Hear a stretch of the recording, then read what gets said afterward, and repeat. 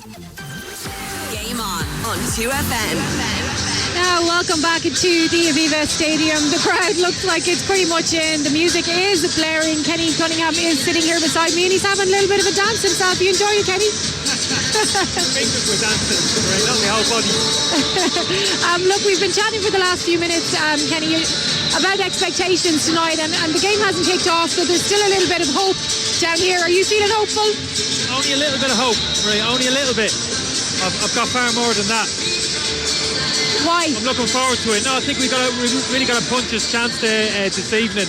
I think we're all in agreement in terms of how the game's going to pan out, in terms of who's going to have possession of the ball, but I think if our defensive structure holds up tonight, and I think it can, because I think the players Stephen has picked give us that kind of defensive solidity, particularly the three in midfield that Pat was referencing. I still think we can hurt this team on the counter-attack with the players that we have on the pitch. Smash and grab, right? Smash and grab. Just in front of us on the screens, Kenny, I don't know if you can see it, but Kylian Mbappe and Seamus Coleman are lining up to come out. I don't even want to look at him, Maria. I don't even want to look at him, that Mbappe. I'd rather look at you. I'd rather look at you. So does Seamus Coleman there. Kylian Mbappe is looking around, he's checking out his scenery.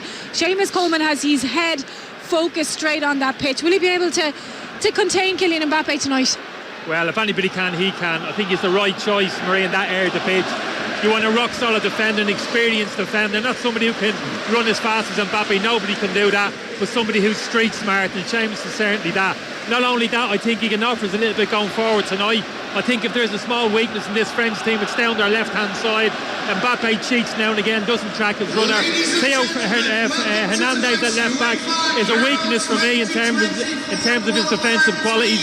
So if we're going to get in and build attacks against this French team, it's down our right-hand side, and Seamus is going to be prominent as well.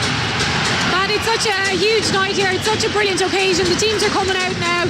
The crowds are absolutely loving it. We're seeing a few green flares going around the place as well. The French fans have been fantastic.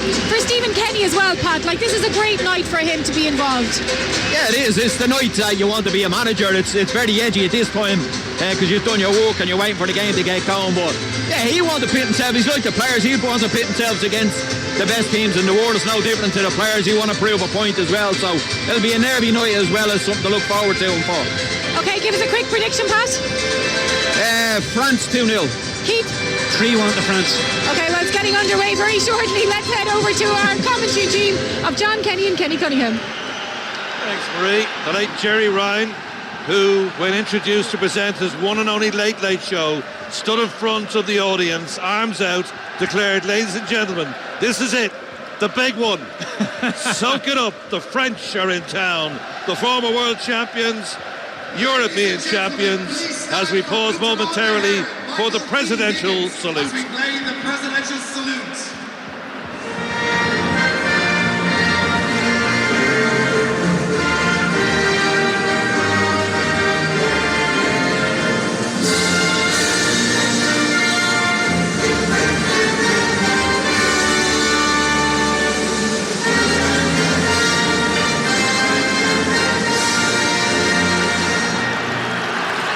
Shooter on, Michael D. Higgins being introduced to the crowd, nearly took off the chef de mission's head there with a wave to the crowd. But what a night this is going to be. The French are down at the Havelock Square end, right across to our left-hand side. Some of these matches, the supporters are coming in late. Not today, they've been in early, singing their songs. And this is going to be one heck of a night. It was here, Kenny Cunningham, back in 1981, when we beat the French 3-2, that never-to-be-forgotten game. Seamus McDonagh goal, played a hell of a role that day. 3-1 up at half-time. Seems like Didier Cisse and Platini now, modern names like Griezmann and Mbappe. It's a pleasure to be here. Oh, it really is, John. I took the opportunity to stand at the touchline and watch the French warm up, and that never happens. I just thought I need to have a look at them up close. Yeah, phenomenal. This is a hugely impressive French team. Physically, John, absolute monsters, and their technical ability as well. You know, absolutely fantastic football inside. Battle-hardened, experienced, with some outstanding individual talent. That's what we're up against tonight. That's what we have to be, and I think we can. Well, that's a confident prediction from Kenny. 3 changes to the French team, incidentally. Benjamin Pavard from Bayern Munich is in. for his 48th cap. Remember, he scored that goal of the tournament against Argentina back in 2018, one of his 2 goals. Eduardo Camavinga of Real Madrid, the 20-year-old, actually born in an Angola refugee camp, in for his 8th camp today. That is some incredible achievement, that. And the man we all know well, Olivier Giroud, perhaps one of the most underrated strikers in world football, I think, from AC Milan, earning his 122nd cap tonight. Yeah, I mean, the changes they've made, John, you wouldn't say it's weakened the team at all. In fact, Camavinga, who you mentioned there, yeah, great backstory, but what a player this kid is and is going to be. He's only going to get better. He's an outstanding player, probably has better legs, a better athlete than Tuchmani in that central area of the pitch. Really looking forward to seeing him play. And imagine Giroud, maybe to a small extent, John, a sigh of relief a little bit.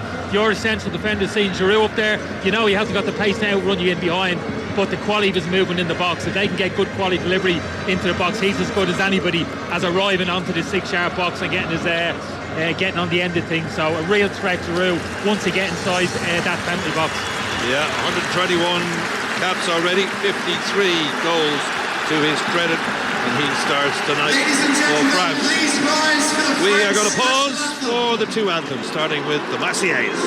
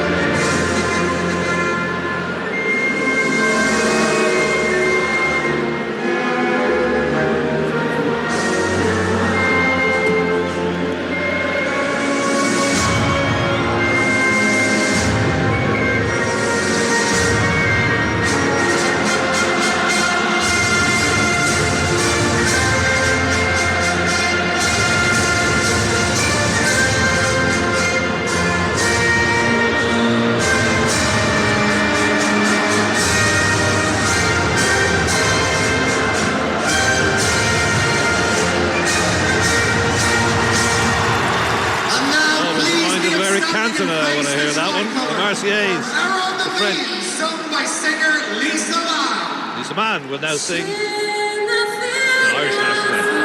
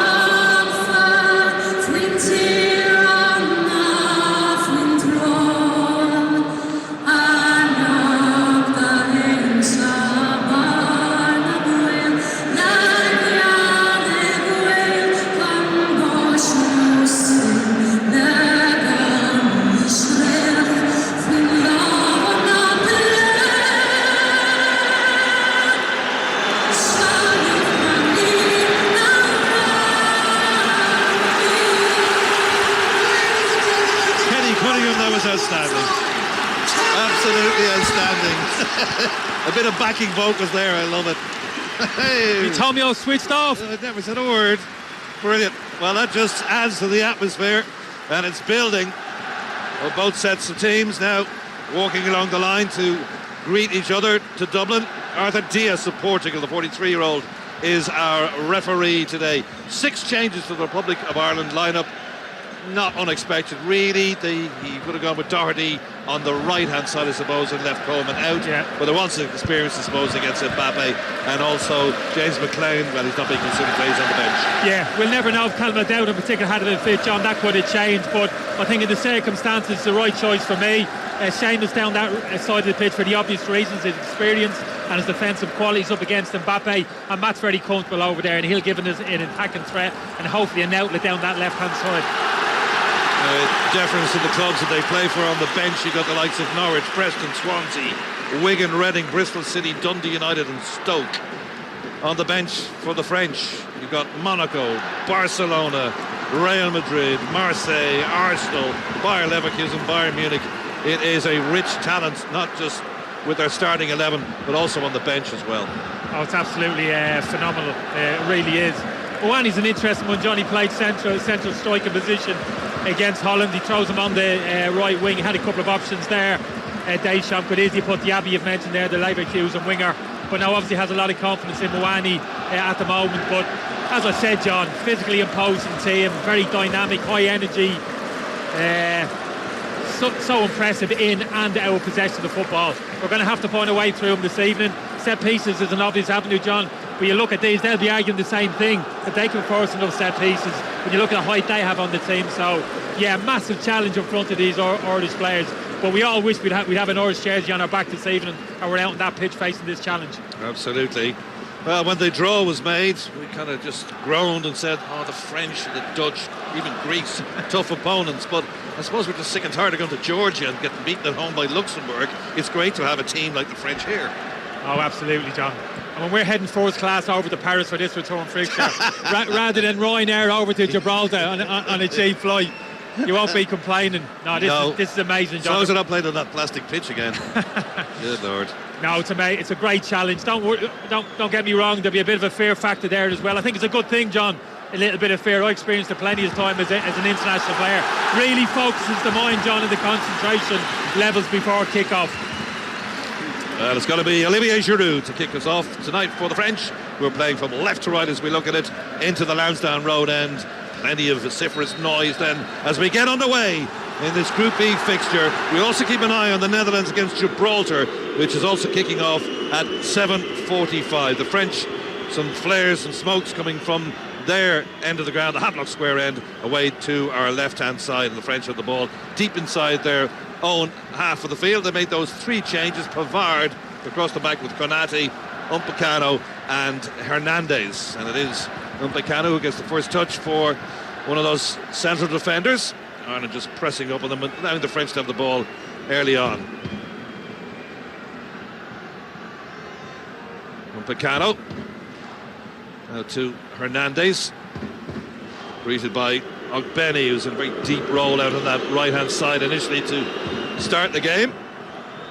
This is Camavinga, one of three changes, with the dreadlock kind of hair flowing down the back of his neck in midfield. Looks like he's going to be, along with Griezmann, one of the playmakers. Griezmann has got a shock of pink hair. I don't know if you saw it over the weekend when they're playing the Dutch.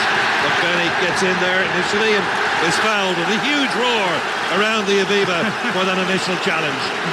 Yeah, you can see the Irish crowd appreciate the work right there. Ogbeni, that's why he's in the team.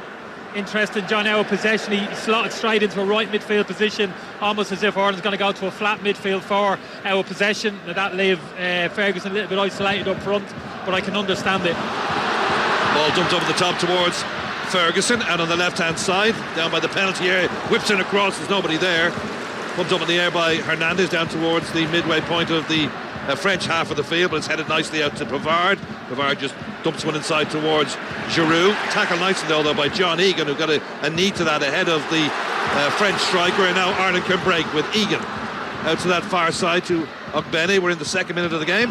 That's a giveaway ball though, straight to Mbappe, and well, I don't get it. Why do you boo the good players? Maybe you should be booing the bad players, but Mbappe? Come on. We've got to mess his head up, John. We've got to mess his head up somehow. I think he'd be inviting it on. Great atmosphere. Yeah, I love that ball over the top, John. Just that run from Ferguson in behind Upamecano, swivel, put a great cross into the box. Unfortunately, Ogbeni wasn't arriving quick enough, and I spoke about maybe a flat midfield forward. But when we do get forward into Ferguson, people have to get up there quickly and get into the box a little bit earlier. Nathan Collins plays it straight to Jason Malumbe, midway inside the Irish half of the field. It's gone back to John Egan, who chips it out to the far wing to Seamus Coleman, operating as one of the two wing backs. Matt Doherty's on the left hand side. There's the ball again over the top towards Ferguson, inviting the run of him, just skips away and straight into the keeper's hands. Yeah, that's our way out, John. The ball out to Seamus Coleman. You can see Mbappe doesn't want to track him back. Hernandez is too far away. There's a little pocket of space for Seamus to pick the ball up there if we can spot him early enough and get the ball out to him. Well, Ireland dropping back now as the French have possession with Pavard out on the right hand side, just inside the Irish half of the field. First touch for the man with the pink shock of hair, that's Antoine Griezmann. He's got 5 children apparently, 3 boys and 2 girls. and they all had a vote of what kind of colour hair he was going to wear, and I think the pink won in the end. Anyway, here's Doherty, slips it inside, nicely done by Doherty, nice control into Jason Knight. Knight in turn back to Dara O'Shea, and the first touch of the day for Gavin Bazunu, in for Kelleher, who played in that match against Latvia in the 3-2 win. Bazunu though restored in goal. Ball up towards Ogbene. Ogbene, a little layoff, nicely done too. Out to Jason Knight on the left hand side, makes his way towards the edge of the penalty area. Half challenge, falls out to Doherty now, level with the edge of the penalty area, needs a bit of support. Thought he was going to roll it back to Cullen, but he plays it forward to Knight. Now it's back with Cullen. He's got plenty of time to measure up across perhaps, but he's gone short, and they're just playing a bit of keep ball here, Ireland, just pressing the French a little bit into their own half of the field. Yeah, it's been a good start, John, only 4 minutes in, but we've had plenty of touches on the ball, spending a bit of time in the French half, which is good. A couple of sloppy moments from the French on top of that, so they'll give the Irish players a little bit of confidence, albeit only 4 minutes into the game. Here's Coleman on the far side now, just inside the French half of the field, looking for a bit of a run here from Ogbene, plays it forward to him. He was quite close to him. Now back to the Irish skipper, who has to turn his back to the French goal, but does well to retain possession and play it to Josh Cullen. This is nice from Ireland, nice triangles, nice little pick up of play. This will build the confidence, no doubt about that. Up towards Ferguson, lays it off to Ogbene. Ogbene now off on a run, but Hernandez spotted the danger there. He's got a little bit of a tug back there as well, Ogbene. So back to the goalkeeper, Mike Magnan, and I thought he was going to thump it out of play. He's in for the retired Hugo Lloris, but Ireland will be very happy the way things have started the first couple of minutes. 5 minutes in, it remains at 0-0. So here's Upamecano out this near side to Pavard. One of 3 changes. 26-year-old from Bayern Munich, ex of Lille and Stuttgart, World Cup winner back in 2018. Didier Deschamps, the manager, 54, took over in 2012, one of the longest serving managers in international football. Of course he is. He won the World Cup as a player and a manager, and the European Championship was to boot as well. So glittering career as player and as manager as well. Mouani with his first touch on the right hand side. Giroud has taken his place really as the centre forward. He's out to Hernandez on that far side. Up towards the halfway line they go. Ball is taken off his toe though. This giveaway ball from Ferguson gives it straight to Mbappe. Mbappe at the outside of the boot. Ball headed clear down the edge of the area by Dara O'Shea. And Ireland controlled it nicely there. It was a case of the ball was given away to Mbappe, but no real danger as the ball was placed into the penalty area. Nice good strong header away from Dara O'Shea. And Ireland look actually quite comfortable on the ball so far. Towards Ferguson and Ogbene. It's been nicked away by Theo Hernandez, the 22-year-old from AC Milan, and rather like Ireland were doing in the last couple of minutes, the French are now pressed Ireland back towards the edge of their penalty area. We're in the 7th minute here at the Aviva Stadium. You can hear the drums of the French away on their left-hand side. Ireland's defending well so far. He's Konate of Liverpool, 23-year-old, earning his 9th cap tonight. Today is suddenly just stalled, really. It's at walking pace. Yeah, obviously a very passive press from Ireland at the moment. That's okay. French are just going sideways and backwards and making too many mistakes. John, we've just seen another one there. Upamecano switch of play, kicking it over Pavard's head. So yeah, it's been a good start from an Irish perspective. Plenty of touches, decent period of possession. Obviously haven't created too many opportunities. That really great run from Ferguson early on in behind. So yeah, couldn't really have asked for any better. Mbappe hasn't really woken up yet. A couple of sloppy passes from him already. We know what he's capable of course. But yeah, probably exactly the type of start that Stephen Kenny would have wanted. Well, the singing end of the ground there on their feet. It remains at 0-0. And it really has gone to walking pace now. Upamecano into Camavinga. Griezmann, can't miss him with that here.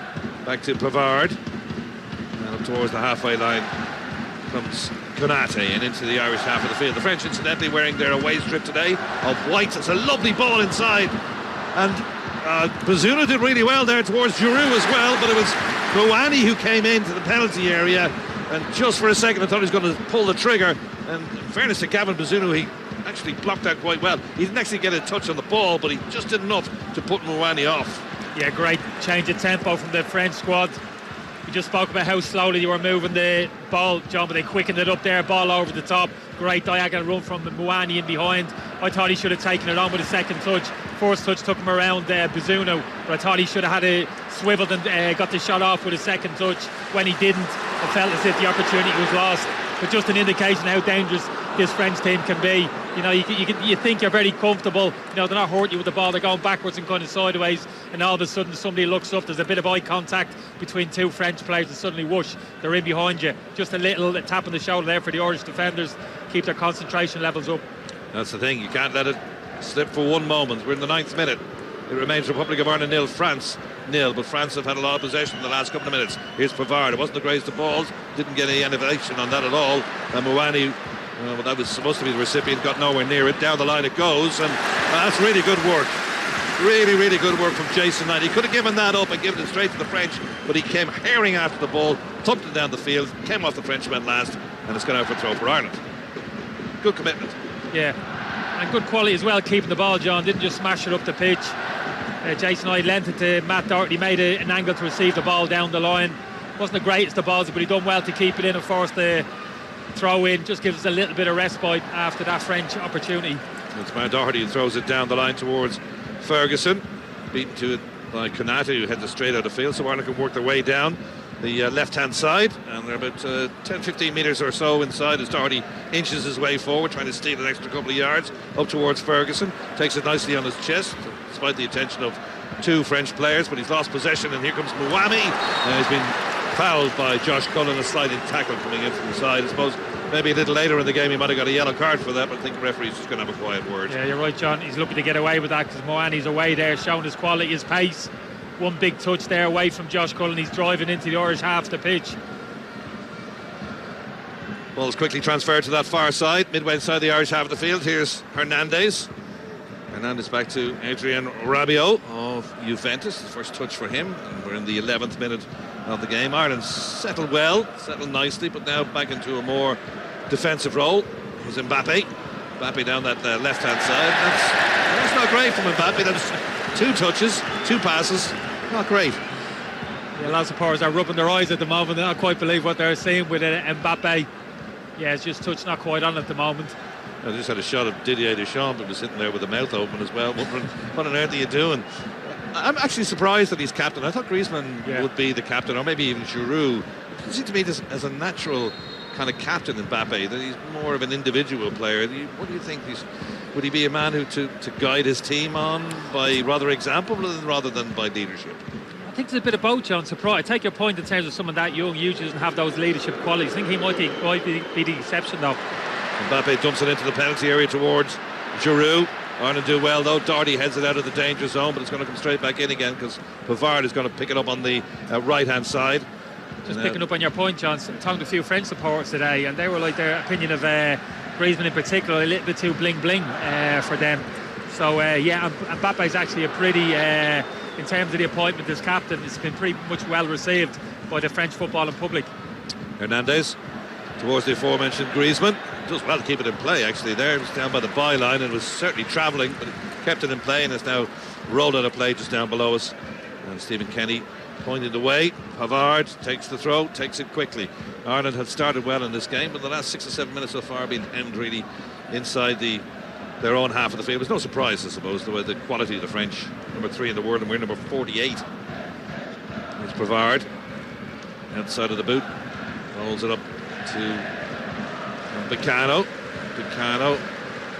again to Pavard. Bit of room in front of Pavard, and lays it out this right-hand side to Muami. Muami trying to back the Irish into the penalty area. Mbappe was in the penalty area there. He was waiting to get a swing of the boot there, but it just, luckily enough from Ireland's point of view, a head got in the way and just knocked it away. But Ireland are getting deeper and deeper and deeper. They need to push out of here if they can. Hernandez puts it in. Egan gets it out of the danger zone. Ball falls for Griezmann. Irish supporters calling for a foul on Evan Ferguson. He's outside the penalty area as well. Dumped over the top towards Pavard. Can he keep it in play? No, he can't. It's goal kick for Ireland and a bit of relief. Yeah, that was a simple ball really for somebody of Griezmann's quality. Got penned in there for a period of time, John, on the edge of our penalty box. Wasn't kind of desperate defending. Great 1v1 play a few moments ago from Mwani getting the outside of Matt Doherty. We cleared the ball to the edge of the box. The French keeper's penned in. There was a poor ball from Griezmann out to Pavard really that led us off the hook. At the top I mentioned that wonderful victory 3-2 in the 1981 game at the old Lansdowne Road here in October of 1981 in that World Cup qualifier. Ireland are winless in 7 against France, drawn 3, lost 4. The last time they played was 2018. That was a friendly pre the World Cup, and France at that stage were actually 14-1, and I like the cut of their jib, so I put a few pence on. Ooh. And paid for the coffee that evening. you bought a coffee, John? I did, yeah. That was forced for you. I've never experienced that myself. Live in hope. 14 minutes in, 0-0. France camped in the Irish half of the field, lifted over towards Giroud. Too much pepper on that. Straight into the arms of Gavin Bazunu, and hence the roars of approval from the crowd. Yeah, nice of him to pick that one out of the air under no real pressure again. Misplaced cross from Mbappe, trying to do the right thing, of course. Giroud trying to find a bit of space between the Irish centre halves, but the quality just not there at the moment from Mbappe in terms of final ball. Knight under a little bit of pressure, as too was Dara O'Shea, and the linesman, the assistant on the near side, is just angered the Irish by not giving them the throw-in which they were expecting, and actually said it came off the Irish player last. So throw to France, quickly taken and quickly transferred to the far side to Hernandez. 1-2 between himself and Mbappe out on that left-hand side, trying to come in field, being hustled and harried by Seamus Coleman. He's forced to go backwards, plays it in to Konate, and French, well, they've had a lot of possession, but Rabiot in that time made the mistake. Quickly up towards Ferguson and clipped his heels though, and he's going to give the ball back to the French. So far, just one real threat on the Irish goal when Mwani got clear, but Bazunu covered him well, and that's the St. Pat's bell I can hear in the background, I think. Usually comes in at about the quarter-hour mark. I hear that every week when you're up in Richmond Park. 15 minutes gone. Here's Hernandez now towards the edge of the penalty area. Mbappe exchanges passes between himself and Griezmann. This is all very casual.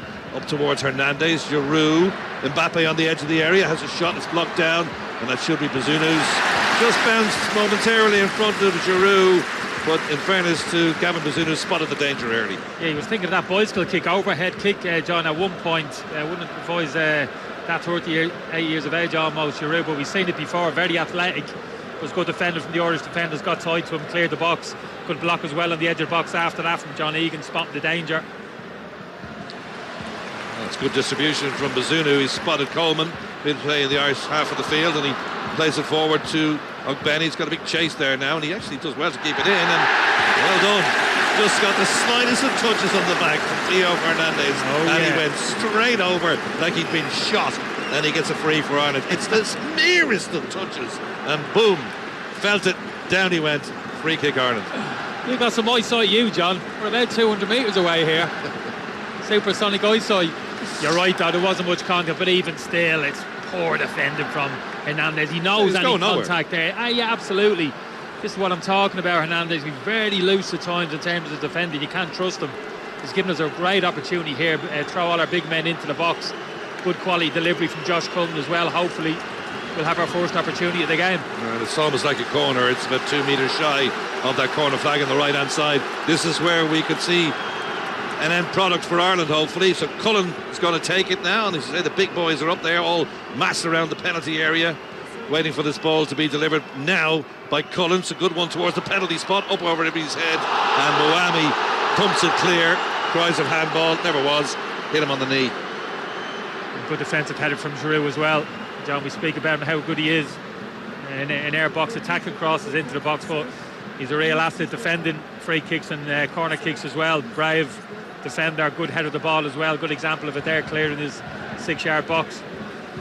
Gavin Bazunu just rolled the ball back into the box for himself and just settled everything down, and is joined by John Egan and Dara O'Shea. They look comfortable at the back, the Republic of Ireland defenders so far. No panic so far, except for that just one little quick movement from Mwani, but that's how quick the French are and how difficult they can be to play against at times. But let's say after 18 minutes, Stephen Kenny would be more than pleased with what he's seen. Yeah, absolutely. Sure, they must be comfortable now in each other's skin. Our back three, John, plenty of minutes on the pitch now as kind of as a trio. A massive challenge for them this evening, all right. That's brilliant from Doherty, kept it in play. Again, got a little nudge in the back. Mouani says that's no foul. Referee says I disagree. It's free kick for Ireland just inside the French half of the field. Did you see it, John? Did you see the contact with those supersonic guys? Did you? Absolutely. Definitely a free kick. Definitely a free kick, but not much in it. Not much in it. But Doherty felt the touch. It's the modern way, man. It's the modern way. It's always been the way, John. Always been the way. You feel that kind of contact from behind. He goes to ground, especially when there's an opportunity to put in, again, good quality delivery into the box. Not the greatest of angles. You'd like to be another 20 yards up the pitch, but even still, put into the danger area. Second balls, who knows? Knight to take it in the 19th minute. Remains at 0-0. Beautiful night for football, by the way. Grey overhead, but it's about 10 or 11 degrees. And pitch is in very good nick as well. One or two little pieces cutting up, but not much. Here comes Knight towards the right-hand edge of the penalty area. O'Shea got into the far side, got something on that, but couldn't direct it forward. And now this is where the danger could be. Hernandez breaking forward with speed and pace. He's been checked in his run. Knocks it forward towards Rabiot. And that's brilliant from Jason Malumbi. And once he got back to his feet, he started this waving thing to the crowd, and they all responded. It's Antonio Rudiger in an Ireland jersey, John. Jason Malumbi. Brilliant. Yeah, look, it's great to see. That's what it means to important. He gets his concentration levels back, though, after that. He did his job. He did. It was a great tackle. I thought Hernandez should have played it early to Rabiot. He was in, took many two touches there and allowed Ireland to get back into a good defensive shape. Hernandez lays it into Mbappe on the edge of the Irish penalty area. What an atmosphere here there is. Football supporters licking their lips waiting for this one. Upamecano, Camavinga, midway inside the Irish half of the field, headed forward by Nathan Collins. And Doug Benny knocks the ball back to Collins, who just doesn't stand in ceremony, knocks it out of the danger area. Now Ireland tried to regroup as French have the ball inside their own half of the field. Remains at 0-0. Here's Pavard, Griezmann and Konate. Konate of Liverpool, earning his 9th cap tonight. And born in Paris, in his debut against Austria 2022, likes of RB Leipzig. Here's Antoine Griezmann playing in his 76th consecutive game for the French. A bit miffed he didn't get the captaincy. Oh, nice touch from Mbappe. And plenty of white shirts in the penalty area to aim at for Hernandez. Has to swivel and turn it back to Griezmann. Thought he was going to line up the cross there, but in the end he did nothing. And he straight at Ogbene, and the roars and the cheers here are for defensive work rather than attacking prowess from Ireland. 21 minutes in, remains at 0-0. Here's Griezmann, floats it out this near side to Pavard. Camavinga under pressure from Ferguson, unloads it very quickly. Now to Konate. Does one of those little no-look passes to Upamecano. Here's Hernandez, midway inside the Irish half of the field. Camavinga, one of 3 changes tonight for the French in the 22nd minute, remains at 0-0. Ireland's mass ranks of green on the edge of the penalty area, doing a stout defensive job so far. Coleman has got to chase down Hernandez. Here's Griezmann on the edge of the penalty area, lays it out to Rabiot. Rabiot tries to put one into the penalty area, but all he did was knock it off Ogbene. Ferguson fights hard for the ball in the midway point of the Irish half of the field, and it's really good play again from Jason Knight, and we get our first yellow card, and it's gone to Benjamin Pavard. That's very good defending from Ireland. Oh, it is. You're going to give Evan Ferguson a big shout up as well, John. We won the wall back. He was the one who had responsibility to make it stick, buy a bit of time for people to join in. That's exactly what he did. Lent it to Jason Knight. A lovely little ball, touch around the corner from him, sucked in the tackle from Pavard, who's now on the yellow card. And so it comes to the midway point of the first half, remains at 0-0, but Pavard walking a little bit of a tightrope now because Knight was away and he did what he thought was right and took him down inside the Irish half of the field. But really good work by Ferguson to muscle his way in to get that ball. Ball's out the far side now in the Irish half of the field with Mbappe. Tracked by 2, Ogbene and by Coleman. Oh, look at the speed of that. He gets down towards the byline and it's come off Coleman last. Coleman just lost it for a second there, and Mbappe just absolute roaring speed, but in fairness to Coleman, stuck to his task. Yeah, he used every ounce of his experience there, gave himself a 3-yard start, then he had to bump Mbappe on his way to put him off balance, and eventually Mbappe cut back inside. Again, he was close enough in contact to make the tackle, the kind of recovery tackle. Great defence from Seamus Coleman. I think Mbappe got lucky there as well, because I think it actually came off hidden last, but our Portuguese referee RTÉ has given it to the French. It's the first corner of this opening half, and it's gone to France. And it's going to be a corner now on that left-hand side again.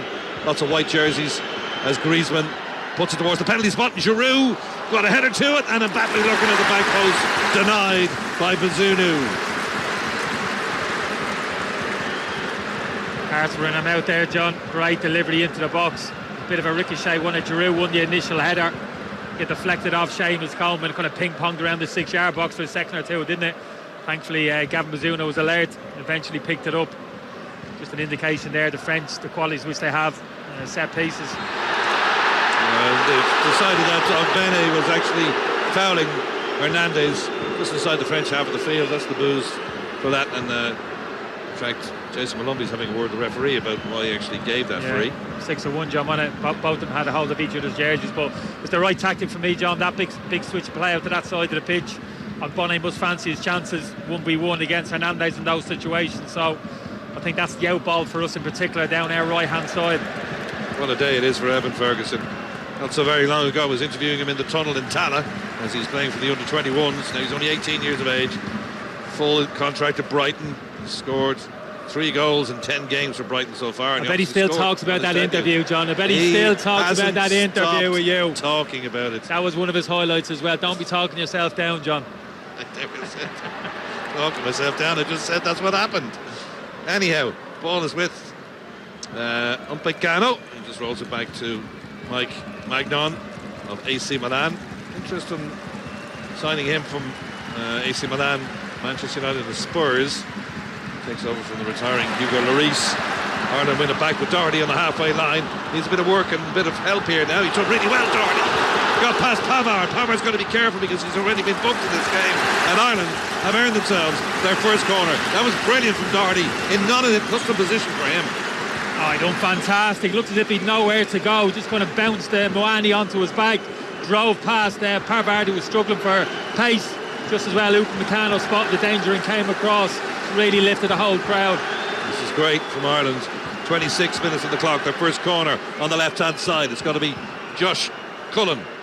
Next to Anderlecht and now Burnley, the 26-year-old, to take it. Just waiting while Evan Ferguson comes towards him, but he decides something out of the training ground. It's come back to Cullen again. Cullen, he messes up between himself and Jason Knight and then commits the foul. They were trying to do something fancy there from a training ground routine, but it didn't work. That was the right idea, John. It's just to quality the ball back from Jason Knight to Josh Cullen, just bobbled it into him. It just had to been a crisper strike, then Josh would have been having a touch and getting the type of delivery into the box we wanted. It's just that set-up pass from Jason Knight just wasn't the quality it needed to be. Shame. Not a breath of wind at the Aviva Stadium. Perfect night for a game of ball. The old sponsorship hasn't quite got rid of that from the rugby matches that were played here in the Six Nations. It's still a little bit to be seen in the centre of the park, but we're in the 27th minute. Remains at Republic of Ireland 0, France 0 in this Group B qualifier here at the Aviva Stadium. Netherlands going down to a 4-0 defeat to France in the opening game. Here's Griezmann towards the edge of the penalty area. Mbappe, Moani on the right-hand side into the penalty area goes, but I thought it was initially, but Doherty blocked his path. Here's Camavinga, just cushions the path of the ball out to the far side to Rabiot. Rabiot then in turn gives it to Camavinga. Camavinga out to Hernandez. It's all nice and pretty in front of the Irish penalty area, but so far no penetration. Pavard, as it swings from left to right, puts it into the penalty area. Ireland is defending it really well. Malumbi, all he can do is put it forward and give it straight back to the French, but it gives them a chance to regroup, and they're defending really well, especially on the edge of their lines. Yeah, but that's the danger, not a danger so much, but the difficulty, John, when we got that deep defensive block, particularly when we throw Agbonne onto the right hand side, we do win it back. We only have one target really, Evan Ferguson, to hit. if you commit to keeping 2 players high up the pitch, it's more of a target for those defenders when they win the ball back. So not easy for Irish defenders in those situations. When they win the ball back, immediately France put the counter press on. They've got to get their heads up and play a really precision ball into the feet of Evan Ferguson. It's not easy. Memphis Depay has scored for the Dutch against Gibraltar. It came in the 27th minute in the other match in Group B. So the Netherlands, as you would expect, ahead there. Estonia 1-0 up at Austria, or in Austria. Hungary 2-0 up against Bulgaria in some of the other games. But here it's 0-0 as we're going up to the 29th minute. The ball forward towards Chidozie Ogbene, but its path is blocked by Hernandez, and now Rabiot, and now Mbappe. Mbappe with the triangular passes, gets the ball back again at the edge of the penalty area, and then a cheeky little back heel towards Hernandez, and a chance to cross one into the penalty area, but that's been nicked away from Mbappe really well by Jason Malumbi. Malumbi charging forward now, needs some support. It's Camavinga with him, and the referee decides, in fact the assistant on the far side decides that Camavinga was fouled. But again, Ireland break down these little 1-2 passes on the edge of the area. Yeah, again, sloppy play from the French. Again, Hernandez it is, plays a poor ball on the inside. Great interception from Jason Malumbi. Hadn't got a lot of options, John, on the right thing, driving about 50 yards down the pitch. But Camavinga, such a great athlete, just glided over there, didn't panic. In the end, Jason Malumbi just grabbed the hold of his jersey, gave away the free kick, unfortunately, but great interception initially from him. Coming up to the half hour. First half here at the Aviva Stadium, and it is Doherty on the left-hand side into O'Shea. It's Bazunu in goal. Collins, Egan, O'Shea, the 3 centre-halves. Wings supplied by Seamus Coleman and Matt Doherty. Josh Cullen, Jason Knight, Jason Malumbi in midfield. Chidozie Ogbene is actually out on that right-hand side as well, and Evan Ferguson is the lone striker for the Republic of Ireland. He'll be well pleased the way things have gone in this opening half an hour and 15 minutes to go. France have only lost 3 of the last away games, 25 away qualifying matches for major tournaments, and World Cup and the Euros as well, winning 18, drawing 8. They've won 6 of the last 7 on the road since a 2-0 defeat to Turkey, and that was back in 2016. Ireland have done well here so far. The Dutch are really put to the sword by this point on Friday night, so Ireland will be very happy the way things are going, even though the possession stats will be very much in the French favour. Griezmann puts it forward towards Pavard. Good play by Doherty. He's doing well, actually. Doherty just shields that out of play for a throw deep in the Irish half of the field. Yeah, I wouldn't worry too much about those possession stats, John. It's what you do with the possession of the football, and they haven't done enough with it. The French, they've got to a certain point, maybe 25-30 yards from our goal, and from then really it's been kind of hopeful crosses into the box. Haven't really opened us up with any kind of clever combination play.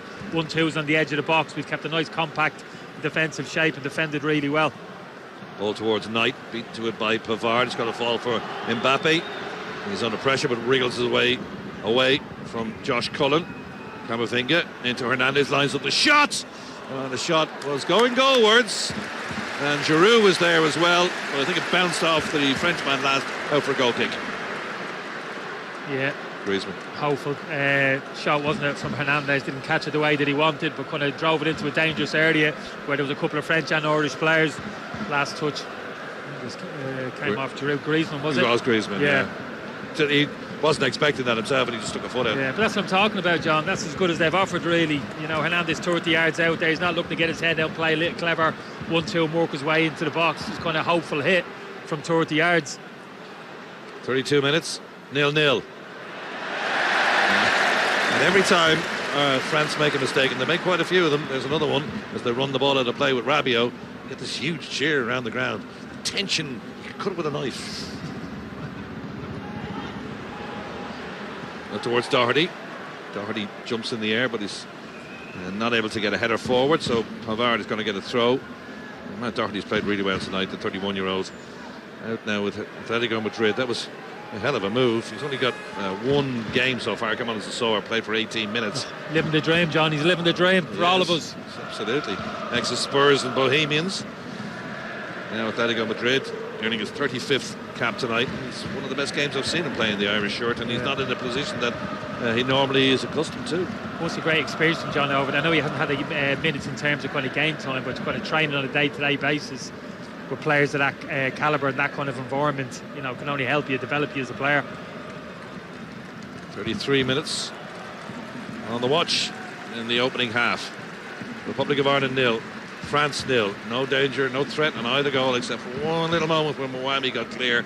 But outside of that, the French have offered little, and Ireland have really defended well, even though it's deep and it's asking an awful lot of Evan Ferguson as well, and that lone striker's role to do a lot of running today. Here's Pavard out to Griezmann, hooking the right-hand touchline. Immediately lays the ball in field to Konate out that far side to Hernandez, tries to skip inside, well spotted by Nathan Collins. Now we know he scored against Ukraine, a wonderful goal. What's he going to do here? Brings it forward, does it nicely, keeps the run going as well, plays it back to Cullen and turn out to Ogbene back to Cullen.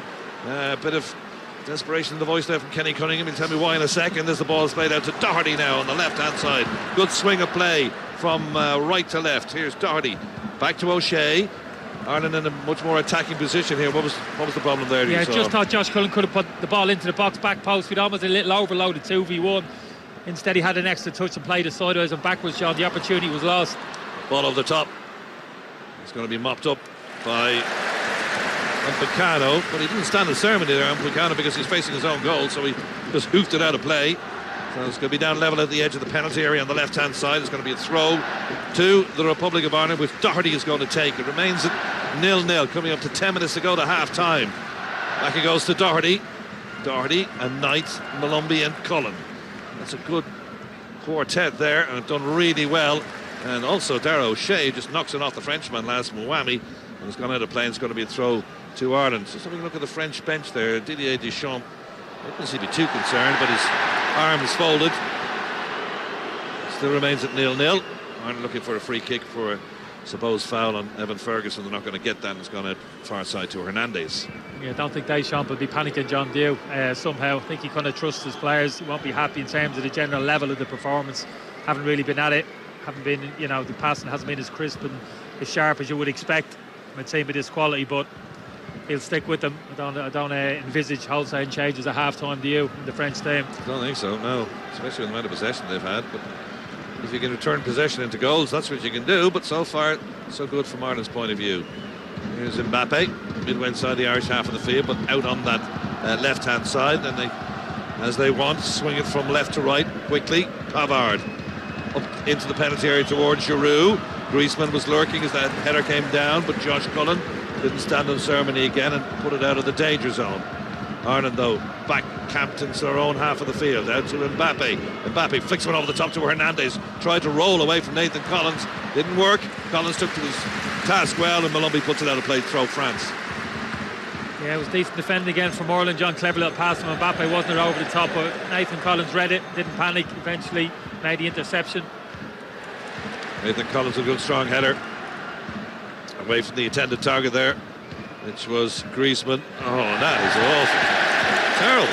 Just rolled out of play by Upamecano up towards Hernandez. Hernandez just completely took his eye off the ball and it rolled harmlessly out of play, and now Giroud is sitting there again, open mouth.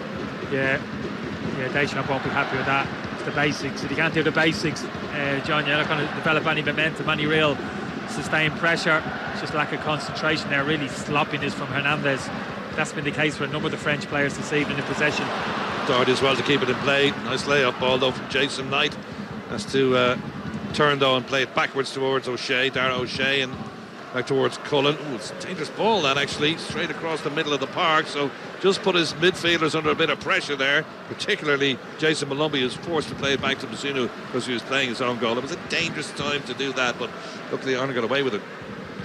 Yeah, you're right, John. It was dangerous. We were so careful in that situation. The whole team spread out across the pitch. The French nick it off you there, they're straight at you.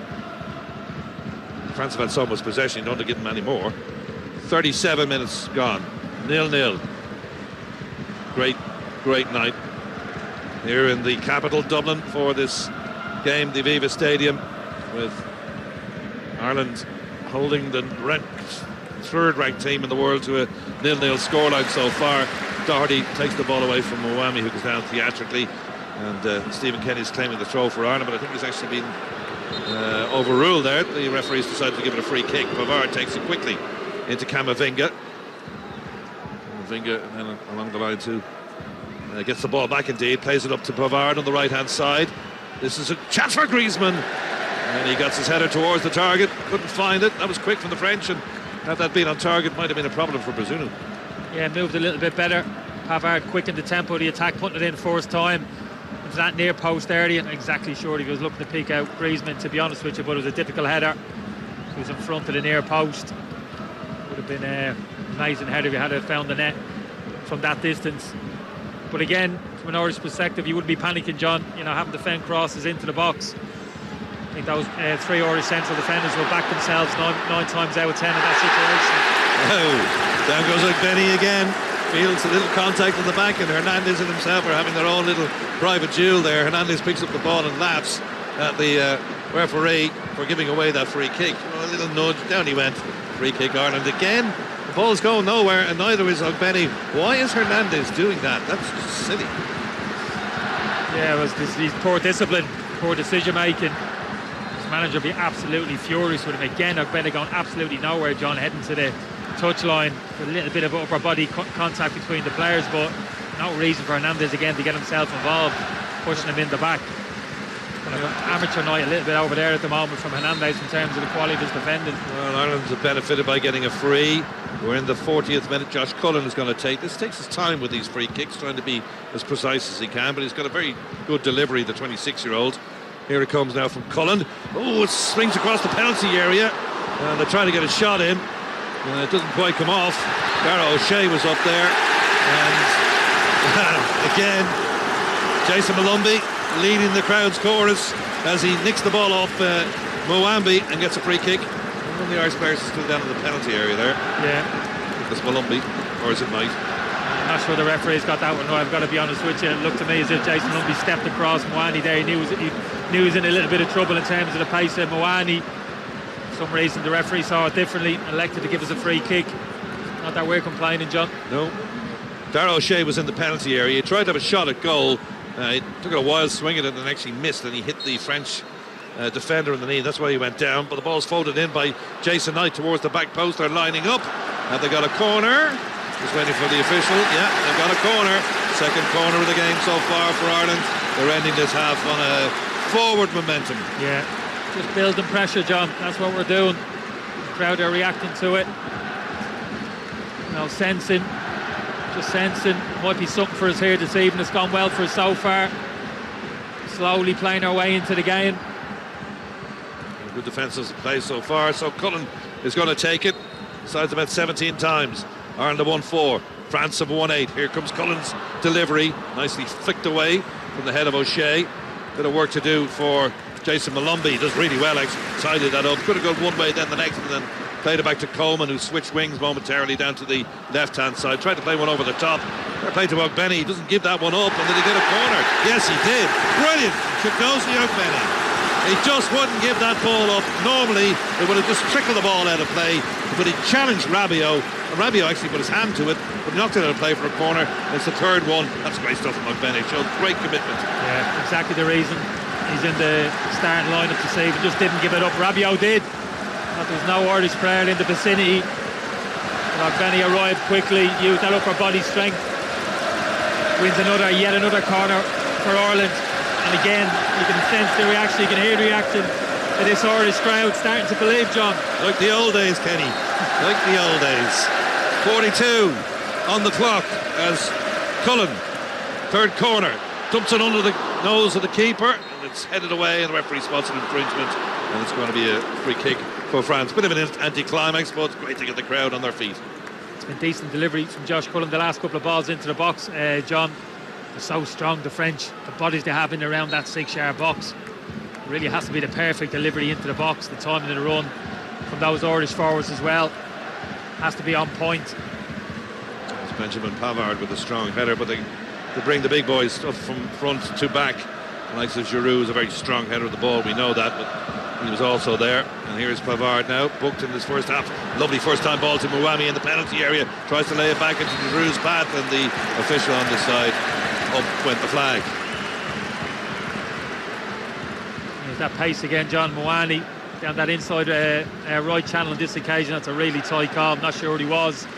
But fortunately so quick, John, none of the French players can keep up with him. Giroud in particular, when he shows to have the ball to feet, the ball's played in behind, he struggles then to turn and get into the box. Hasn't got that kind of acceleration. Whereas Moani down the middle of the pitch, as we saw against the Dutch, he's a different prospect. Deschamps might be looking at that at half time. I think that yellow card as well, Pavard will be playing on his mind as well. John, he hasn't had a great half. Pavard looked a little bit out of sorts. Already on the yellow card, he's got Koundé, who's his preferred option at right back, sitting on the bench. So probably another one, another position Deschamps will be looking at, finding it hard enough to break us down with 11 men, but if they were to lose one, even more difficult. There's a minute and a half to go to half time. There was no injuries in the first half, so probably just the flat 45 minutes to be played. Netherlands leading Gibraltar by a goal to nil when last we heard. I'll get an update for you in a couple of seconds, but the ball threaded down the eye of the needle, but he tried to do it. Rabiot into Hernandez. Too much pepper on that goal kick, Ireland. It's amazing, really. It's been a consistent team for the French in this first half. Quality of their passing, John. Again, that massively overhit. That ball from Rabiot for the run of it. Hernandez in behind. Just confirmation that it's coming up to half time in that game in between Netherlands and Gibraltar, and it's still 1-0. Oh, sounds like a cracker, John. It does, yeah. Absolute crack. I'll be rushing home to watch the highlights of that one. Memphis Depay, the goal scorer there for the Dutch, who lost their opening game 4-0 and were well beaten too. And just a little mix-up between Nathan Collins and Seamus Coleman, but nothing too worrisome, as Collins plays it from Bazunu down towards the halfway line. Little nose to the black, and Ireland get themselves a free kick. And Ferguson did well there, and coming up to half-time now. Remains at 0-0, Josh Cullen with the free kick. Yeah, I think Ferguson's had a decent half, John, considering he's been a little bit isolated up there at times because of our defensive structure, like we've spoken about. Hasn't had too many opportunities to show his quality in the last third of the pitch. It's all about receiving the ball on the halfway line, making it stick, buying time for other players, winning free kicks, and he's done that really well. There goes the half-time whistle. Ireland will be pleased with that. A lot of possession for the French, but some really good moments of endeavour, let's put it that way, from the likes of Jason Malumbi, also Doherty and Ogbene in particular. So Marie, half-time, I think the panel will be pleased enough. It's Republic of Ireland 0, France 0. Thank you for that, John. And Kenny, Keith and Pat are with me, and we've been watching that first half. Assessment on it, Keith? Yeah, really, really happy. I think the first checkpoint was the first 20 minutes. We got to that. A lot of hard work, a lot of energy, a lot of desire, a lot of passion, all the things that we demanded that we got tonight. We are getting in. Benny's looked really, really good up against Theo Hernandez. Theo Hernandez just keeps running into the back of him and he's winning free kicks. The French haven't clicked in the final third whatsoever, but I put that down to our defensive shape, our defensive unit, and hardying them while they're in possession. We've looked really, really solid, Marie, and it's exactly what I wanted. Ferguson's a little bit isolated at times, but you're going to get that. The first thing we had to do was stop the French, and so far we've done that and looked really comfortable doing it as well. Yeah, Pat, Keith's right there. That's exactly what we wanted, that solid at the back. And if Ferguson then got an opportunity, he would try and take it. But the work rate has been brilliant. Yeah, it has. We wanted to beat probably a poor game, and it's been a poor game. They've been really, really disappointing. But again, our shape has been excellent. There's very little spaces that were given up at times. We spoke about it, before the game, about vacating areas quickly and early. We haven't done that. We've been compact. We forced our two wing backs have been really good. They're both defensive. They've been really solid, but they've also given us a little bit of a way out at times. Matt Doherty down the left and Seamus down the right. Seamus got his hands full obviously on that side with Mbappe. But again, the midfield, even in small points of Malumbi off their own set piece has been really good, because that's when they can be dangerous as well in that break. And a couple of times he's got back and broke down the play. It's everything Stephen would have wanted. He's frustrated France. They've given the ball away cheaply. Their passing has been really, really poor. Like I said, our shape has been excellent. If you're looking for the complaints, maybe can we get the ball and a few more players up to Ferguson a little bit quicker, but that's very difficult, because in fairness to Ogbene, he's done so much work filling in on that side of the pitch. It's very difficult, even though he is as quick as you can get, to get back up the pitch. But I think it's job done so far. I think it's excellent. You can't complain. The performance has been really, really positive from their point of view. You would think that they'll get a bit of a flea in their ear at half time and they'll come out a little bit better. But we've the crowd are behind us as well now. If we could get something and hold on to it, it would be different class. Set pieces look like the way that we don't look like opening them up too many times, but set pieces just be a little bit better on delivery. Cullen's the only one taking them at the moment, and they've dealt with them quite comfortably at the moment. But very, very good first half performance from Ireland. Keith, they've been clever as well. Like, they've won a lot of frees. Yeah, they have, and that's I've actually been really impressed with Ireland's side of the game, because sometimes we can overplay and we can get trapped, and we spoke beforehand about Griezmann setting that trappers and trying to catch us. We haven't overplayed at the back. At times we've gone from back to front. Evan Ferguson is running in behind, like we say. Benny is chasing lost causes. Just as it looks like it's going to go out the end line, he goes and wins a corner kick for us, and it's getting the crowd up, it's getting them off their seats, and little things like that are just starting to make us believe that maybe there's something here for us. And look, I don't think we can get greedy and ask for anything more. It's been a really good hybrid approach. We've tried to play when we can, but we haven't messed about. When the French press is starting to get there, we've just clipped it in behind and played from there. And yeah, I'm over the moon with how we're playing so far. Pat, what about France though? Like, we saw passes go away. They don't seem to be as clinical as they usually are. That kind of composure isn't there. Are they just having a bit of an off day? Yeah, they look like they probably come and thought we'll just turn up and we have enough to win the game, but that doesn't work in football when you got a team as up for as we are, and as well, you know, our shape has been so good. But it's the tempo of the game. It's easy, you know, we're talking about our shape, but it's been easy for us to get back into shape because they haven't moved the ball quickly. And even at that, they're passing. How many times we've seen the ball played out of touch, you know, without any real pressure on it, just sloppy. And they look sloppy in general in the play. And it's one thing you probably, is a criticism of France over a long period of time, is they can be like that. They can be a little bit moody. And if they're not in it, Mbappe, Coleman's got tight to him gave him a couple of rattles. Same on this side, Mawani. So you're just hoping it continues. You're just hoping that they don't up the gears. But we can do no more. We've been at what we've been asked to do. We've done really, really well. We can't switch off against this team. But they have been really poor. There's no doubt about that. What we've seen at the World Cup and we've seen against the Dutch, we haven't seen any of that tonight. And you had a long wish list before the game, and that was one of the, well, the only one I haven't got so far is Gambazuna hasn't had anything to do, and hopefully that continues. And he's had to do, he's done quite well. He hasn't had a save to make. His hands have been good. His distribution's been all right.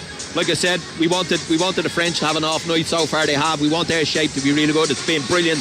You know, I think our midfielder has been really, really compact in that area, and it's such a key to not getting opened up like we have previously.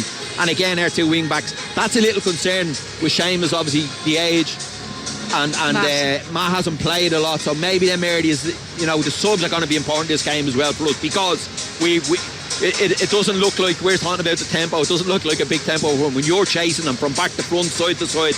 It has an effect on you some stage, so the subs are going to be huge for us. Yeah, they will. And look, it's always been a criticism of Stephen Kenny, that in-game management and whether or not he can make those changes at the right time, but he's going to have to keep. He is.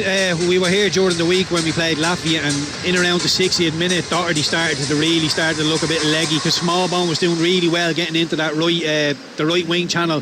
Him and Doherty were creating the overloads, but Doherty started to hit a brick wall and it started to dry up over there. So I do think Doherty's doing well at left back. He's getting up the pitch, his drove was up the pitch, he's defended really well. Once or twice Mawani stood him up, and Coleman as well, to be fair, against Mbappe, he's had to stand up and defend really well.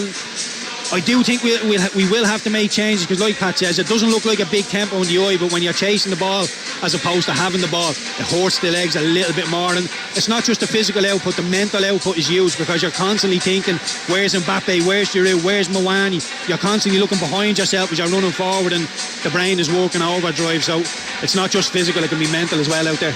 Okay, we'll get into that a little bit more after this quick break. Do stay with us though, so much more to come. Game on. Republic of Ireland versus France. John McLaughlin always has a ballpoint pen in his breast pocket. He carries spare socks in case he steps in a puddle. He's already started rehearsing his speech for his daughter's wedding. She's 4. Yet somehow, he still hasn't gotten life assurance. FinancialBroker.ie is the go-to for professional advice on life assurance, pensions, and everything in between. Because you can never be too prepared for your financial future. Find your local broker or use our life cover calculator at FinancialBroker.ie. If you've been feeling depressed, if things are getting you down, a Where's Life Skills program can help you navigate everyday life. Life Skills is a free 6-week course delivered in 90-minute sessions that will teach you the skills you need to better cope with the challenges in your life.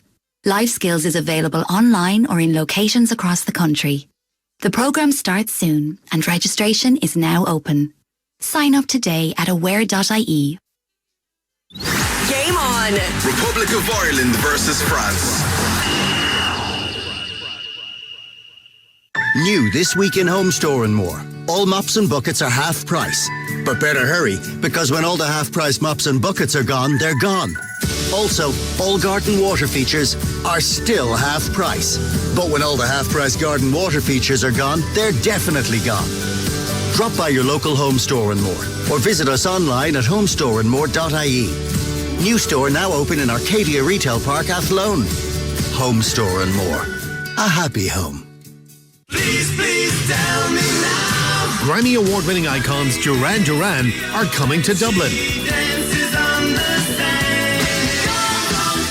See them on their Future Past tour at Free Arena on the 7th of May 2023. Tickets on sale now from robomagiclive.com. Tickets from €65. Booking fees apply. Don't miss Duran Duran, live in Dublin. 2FM Breakfast With Darren, Donica and Carl. Here we go. Thanks to Aldi, we want to help you dine in style this Easter. With thousands of euro in Aldi gift cards to be won. With 155 stores nationwide, this is your chance to stock up on great value wines, enjoy Aldi's 100% Irish Board Bia quality assured meats, and choose from their massive range of chocolate Easter eggs. You can be as extravagant as you like this Easter. With chances to win with Aldi and 2FM Breakfast, all this week from 6. Game on 2FM. Welcome back to the Aviva Stadium. It is 0-0 between the Republic of Ireland and France. Pat Fellin and Keith Tracy are with me here. We're watching the game. It's been a pretty uneventful first half, Pat. More the same in the second? Yeah, absolutely. That's what I said. We want the game like that. I wrote down, and you think that France were going to have a bit of writing down in relation to chances, but they had a chance after 8 minutes. Mawani cut in, Ubapano picked him out with a brilliant pass. Probably could have, when he went around Bazoon, he probably should have hit it. But it was 38 minutes then till Griezmann had that sort of header at the near post. Never really troubled the goalkeeper. That we would have thought we'd been under a little bit more pressure than that. If it's the same in this half, we want the game to be bitty, scrappy, poor. You know, we'd hope when they come out with the same attitude. Their attitude's been poor for me. But again, we know they can come out and step up the pace. I just think our shape has been so good. I think, and I've said it earlier, I know that I repeat myself, I think the subs are going to be really key for us to get legs into areas where we do start to flag at times, and that's where they can hurt you. So, and again, when you look at their bench, they've got a fair bit to change it with as well. Keith, is there anything that can be done to maybe make Evan Ferguson less isolated up top?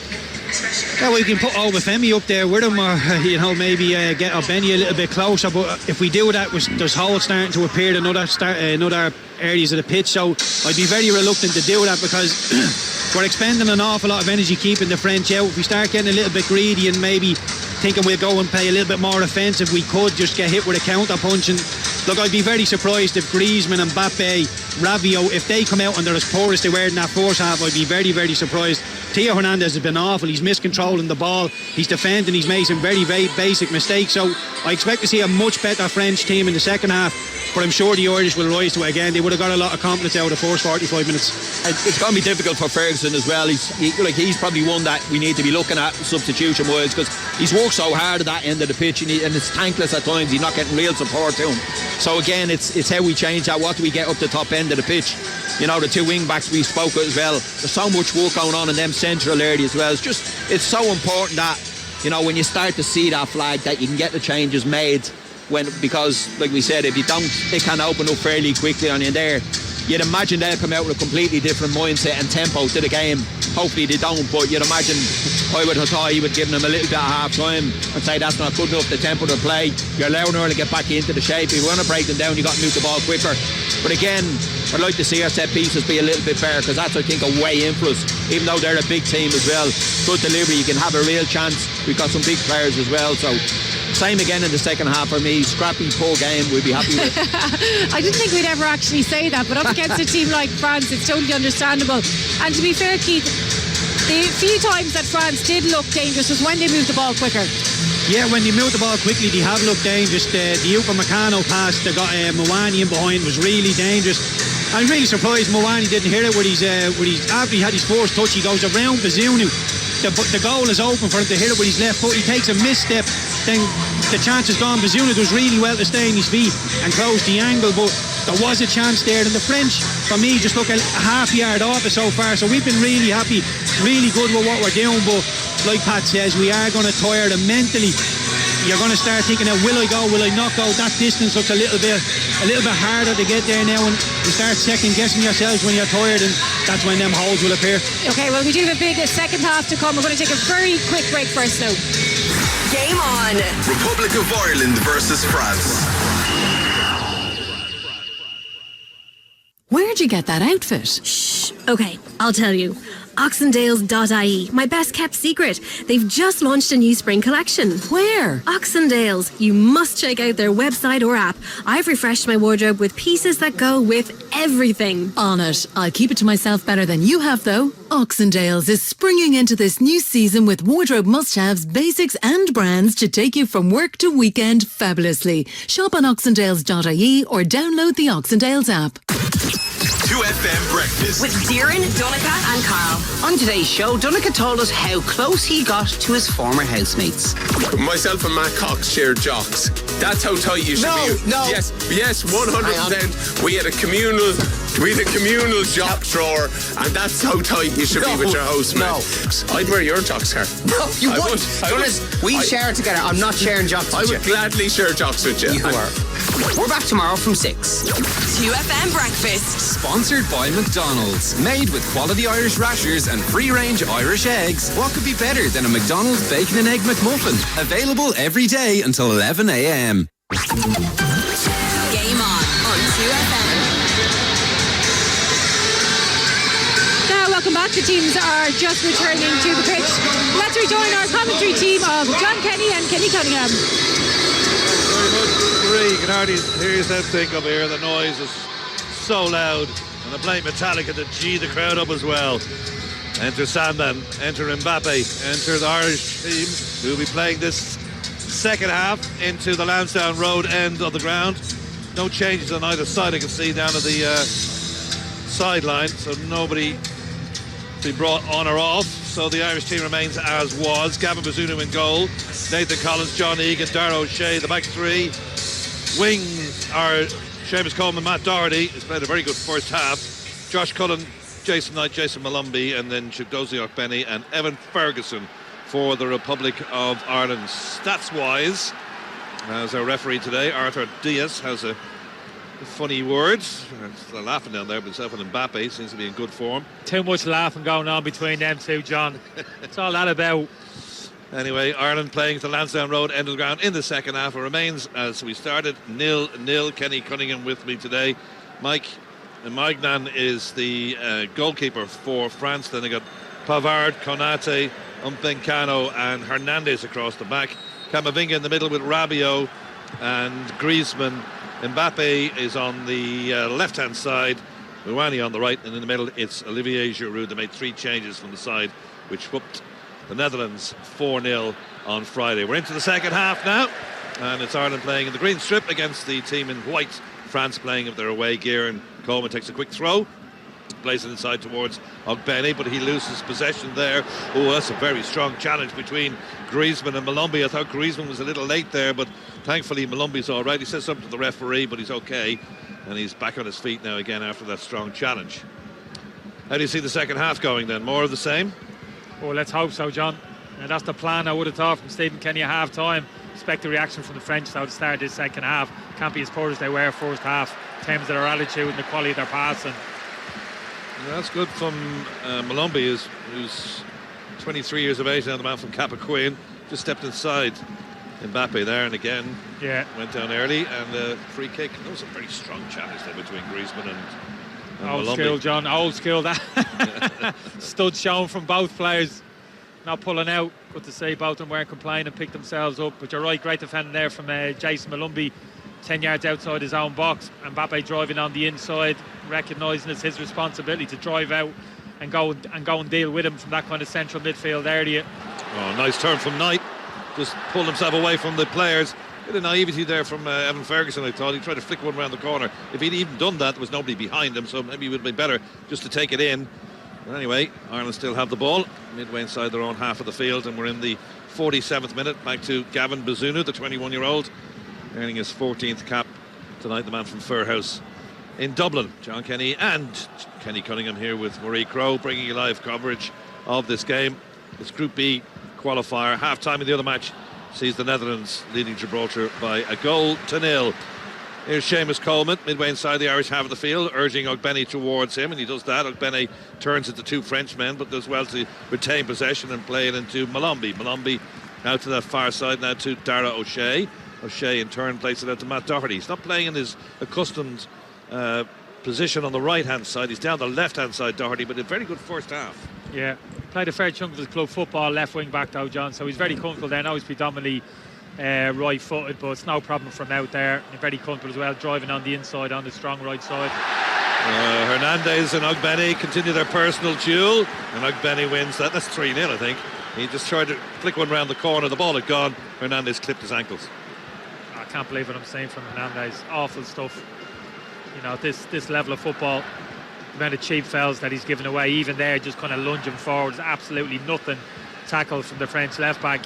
Again, inviting more pressure on his team. You think you know better. The 22-year-old AC Milan earning his 15th cap tonight, joined from Real Madrid, would you believe? His brother Luke is also an international as well, so there's plenty of football in that family. Yeah, his brother's a far better defender than him. John, I can tell you that. Left-sided defender as well. Interesting, the French setup here, such a deep defensive line, John. Very rarely see this in the modern game. Most teams usually start about 10 yards further up, not the French. No, they're right back in on top of the goalkeeper, who's on the edge of his 6-yard box. Normally, as Kenny alluded to, they would be the edge of the penalty area. Anyway, here comes Cullen. It's a bit flat in towards the edge of the penalty area, and France attacked the ball as it's headed back in again. It was Mouani was complaining a little bit that he thought he might have got a head-on-head contact there. Malumbi just flicks it forward, and it just rolls into Magnan's hands, and off goes Hernandez as Ireland again run back into their offensive position, out to Mbappe on that left-hand side, and turn to Hernandez. Pavard was booked in the first half, so he's walking a bit of a tightrope. He's got to be careful here, so nobody else has seen yellow so far. 49 minutes in, it remains at 0-0. Cool, crisp spring evening here. Perfect night for football. 0-0, and no wind to speak of at all. Here's Mbappe. Mbappe, faced by Coleman, plays it to Rabiot. Rabiot in turn across the area. Poor ball. Cullen, got to be careful, gave the ball away. Pavard! What a goal! Oh, one tiniest little mistake from Josh Cullen, who gave the ball away. And Pavard, he doesn't score pretty goals. He blasted it in via the underside of the crossbar. It's his third goal, and in the 50th minute, it's Ireland 0, France 1.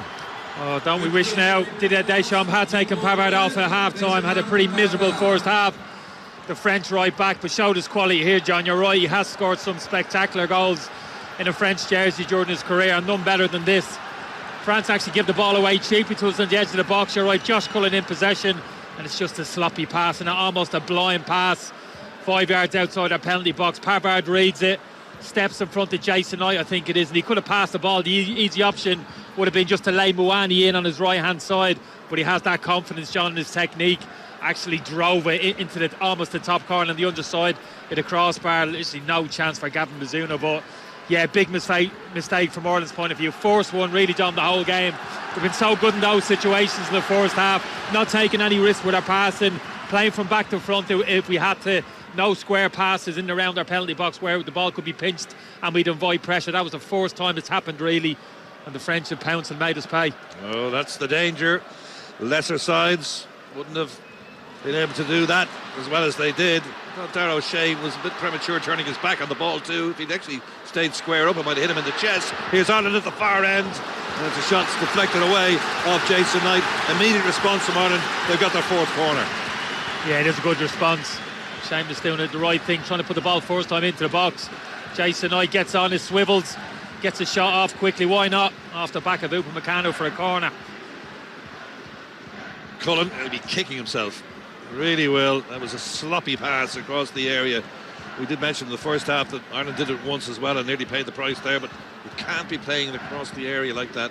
It's just too easy to give the ball away, and Pavard jumped in and smacked it in. Here's Cullen towards the edge of the 6-yard box. It's just gone over John Egan's head. He didn't even know where it was for a second actually, but it's gone out to Doherty on the now left-hand side, but he can't pick up Cullen, and it's been knocked out of play by one of the Irish players there, and it's a throw for France, who'll be well happy with that. Big stats in their favour in the first half. 70% possession to Ireland's 30. Yeah, so frustrating, John. Haven't really earned it, have they, the French?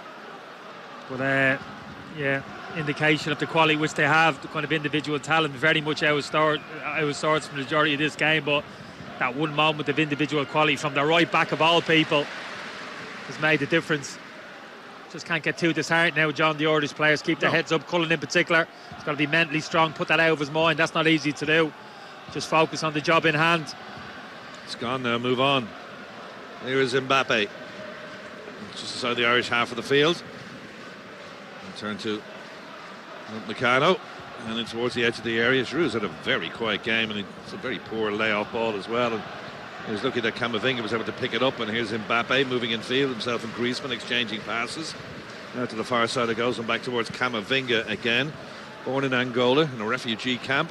Now a French international in his 8th game. He's scored 1 goal, and Ireland committed a foul on the edge of the area. Giroud goes down clutching his ankles, and it's a free kick in a very dangerous position from Ireland's point of view, as Egan went in through the back of Giroud.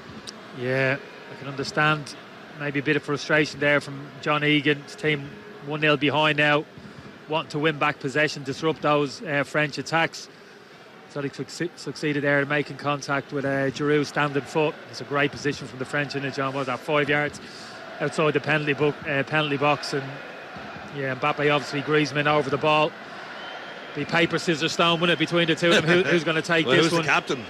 Who's the captain? Not sure. I'm going for the Britney Spears lookalike myself. Just feel a left side of here from this position, just kind of right of centre of the goal. Griezmann might just fancy this. Well, what he's alluded to there is the fact that Griezmann has got a shock of pink hair, having been voted on by his kids to do that. Anyway, he can take it left-footed, and Mbappe might try with the right. It's going to be Griezmann, deflected off the wall, corner. Yeah, he was happy enough with it, John, with a leftist foot. Good defending from the Irish wall, actually jumped in unison. Yeah, I think it was Evan Ferguson actually got the flick on it. Otherwise, yeah, that was heading towards the corner over the wall. Griezmann takes his time walking over the left-hand side. The French supporters are on their feet waving their flags. It's going to be their first corner of this second half. Griezmann to take it. It's going to be an outswinger with a left boot. Plenty of French players lined up on the edge of the penalty area.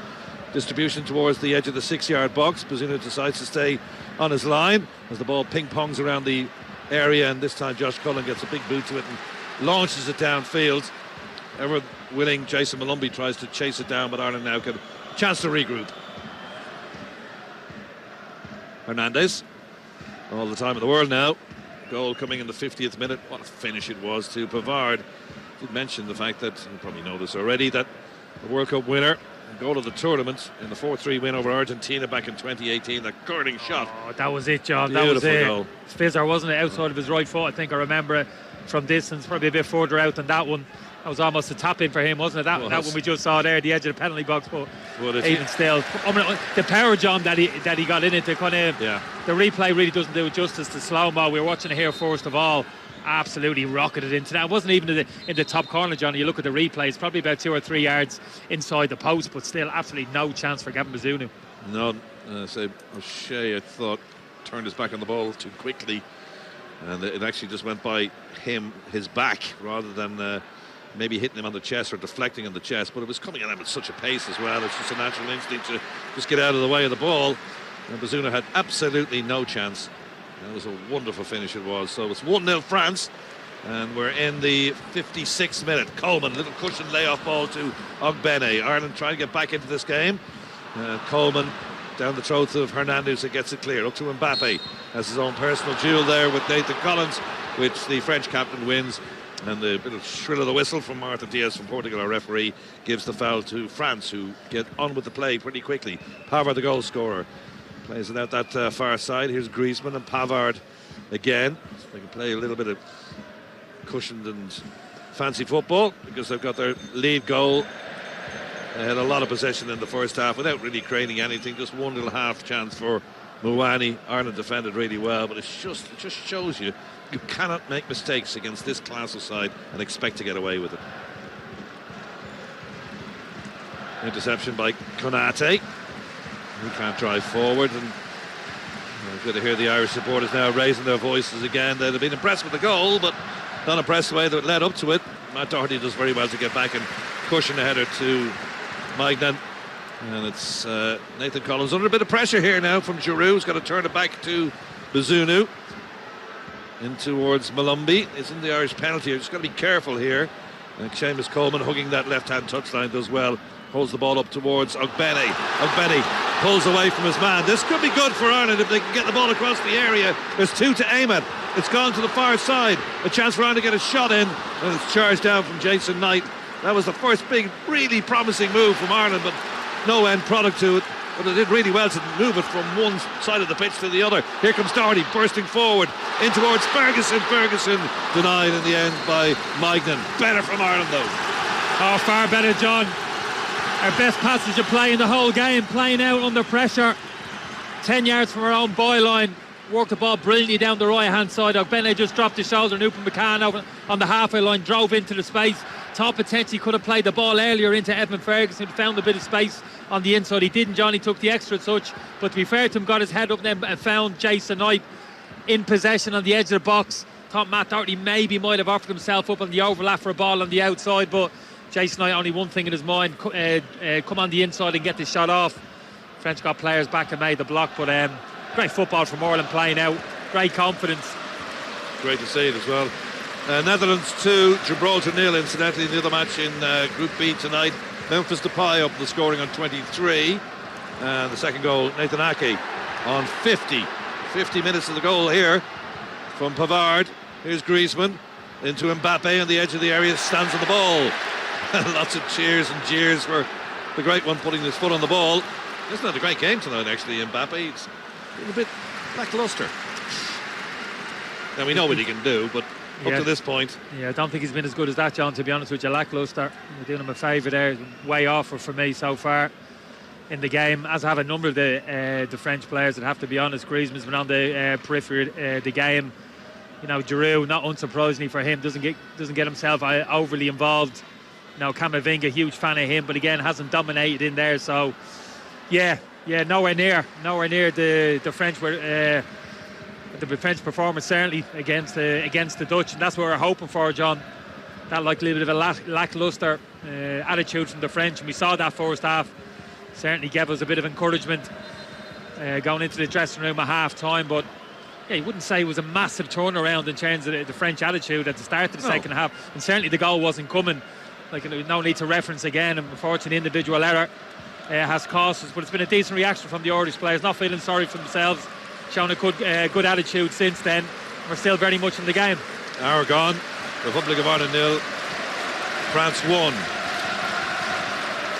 Here's Collins, lets the ball bounce in front of him, but gets purchase on it up forward. And it's a challenge by Rabiot on Jason Malumbi, who was orchestrating the crowd in the first half as well. Here's Cullen, kicking himself the way he gave that ball away, because he's had a very good game so far, Cullen, and just that one momentary lapse of reason. Here's Ferguson, takes it nicely on his chest, and then I think commits the foul. Yeah, the referee spots an infringement there on the edge of the area, but Ferguson working hard. Yeah, it was a great spot from Seamus. Kind of half volley, zipped it into the Ferguson's chest, but we know how strong he is with his back to goal. Great physical specimen, Evan Ferguson, John, isn't he? But woof, Konate, you know, just as impressive, if not more so. Just kind of leaned into Ferguson there and nudged him under the ball. Really good defending there from the Liverpool centre half, not panicking whatsoever. Kylian Mbappe, we mentioned him, 38 goals in all competitions for France, is double against the Netherlands last time out, moved them into 5th place in the all-time highest scorers for Les Bleus. Half of those goals, incidentally, have come in his last 16 appearances. So he's netted as many as he'd netted in his first 51 internationals. So he really is piling them on. Griezmann dumps it into the area to Mbappe, who's in the penalty area. Little shuffle, step over, retains possession. Good stuff, backs his way out of the penalty area, lays it off to Griezmann. Griezmann tries to play it down eye of the needle style down the channel, but An Irish foot got in the way. Here's Hernandez on the left-hand side. We're in the 62nd minute of this game at the Aviva Stadium, the opening game for Ireland in Group B of this Euro 2024 qualifying competition. Don't forget the top 2 qualify. And the way the Dutch played the other day, now I know they had injury problems as well. It suggests that Ireland might fancy the Dutch. But that's maybe clutching the straws a little bit. If Ireland get a draw out of this, they'd be more than happy, especially now that they're 1-0 down.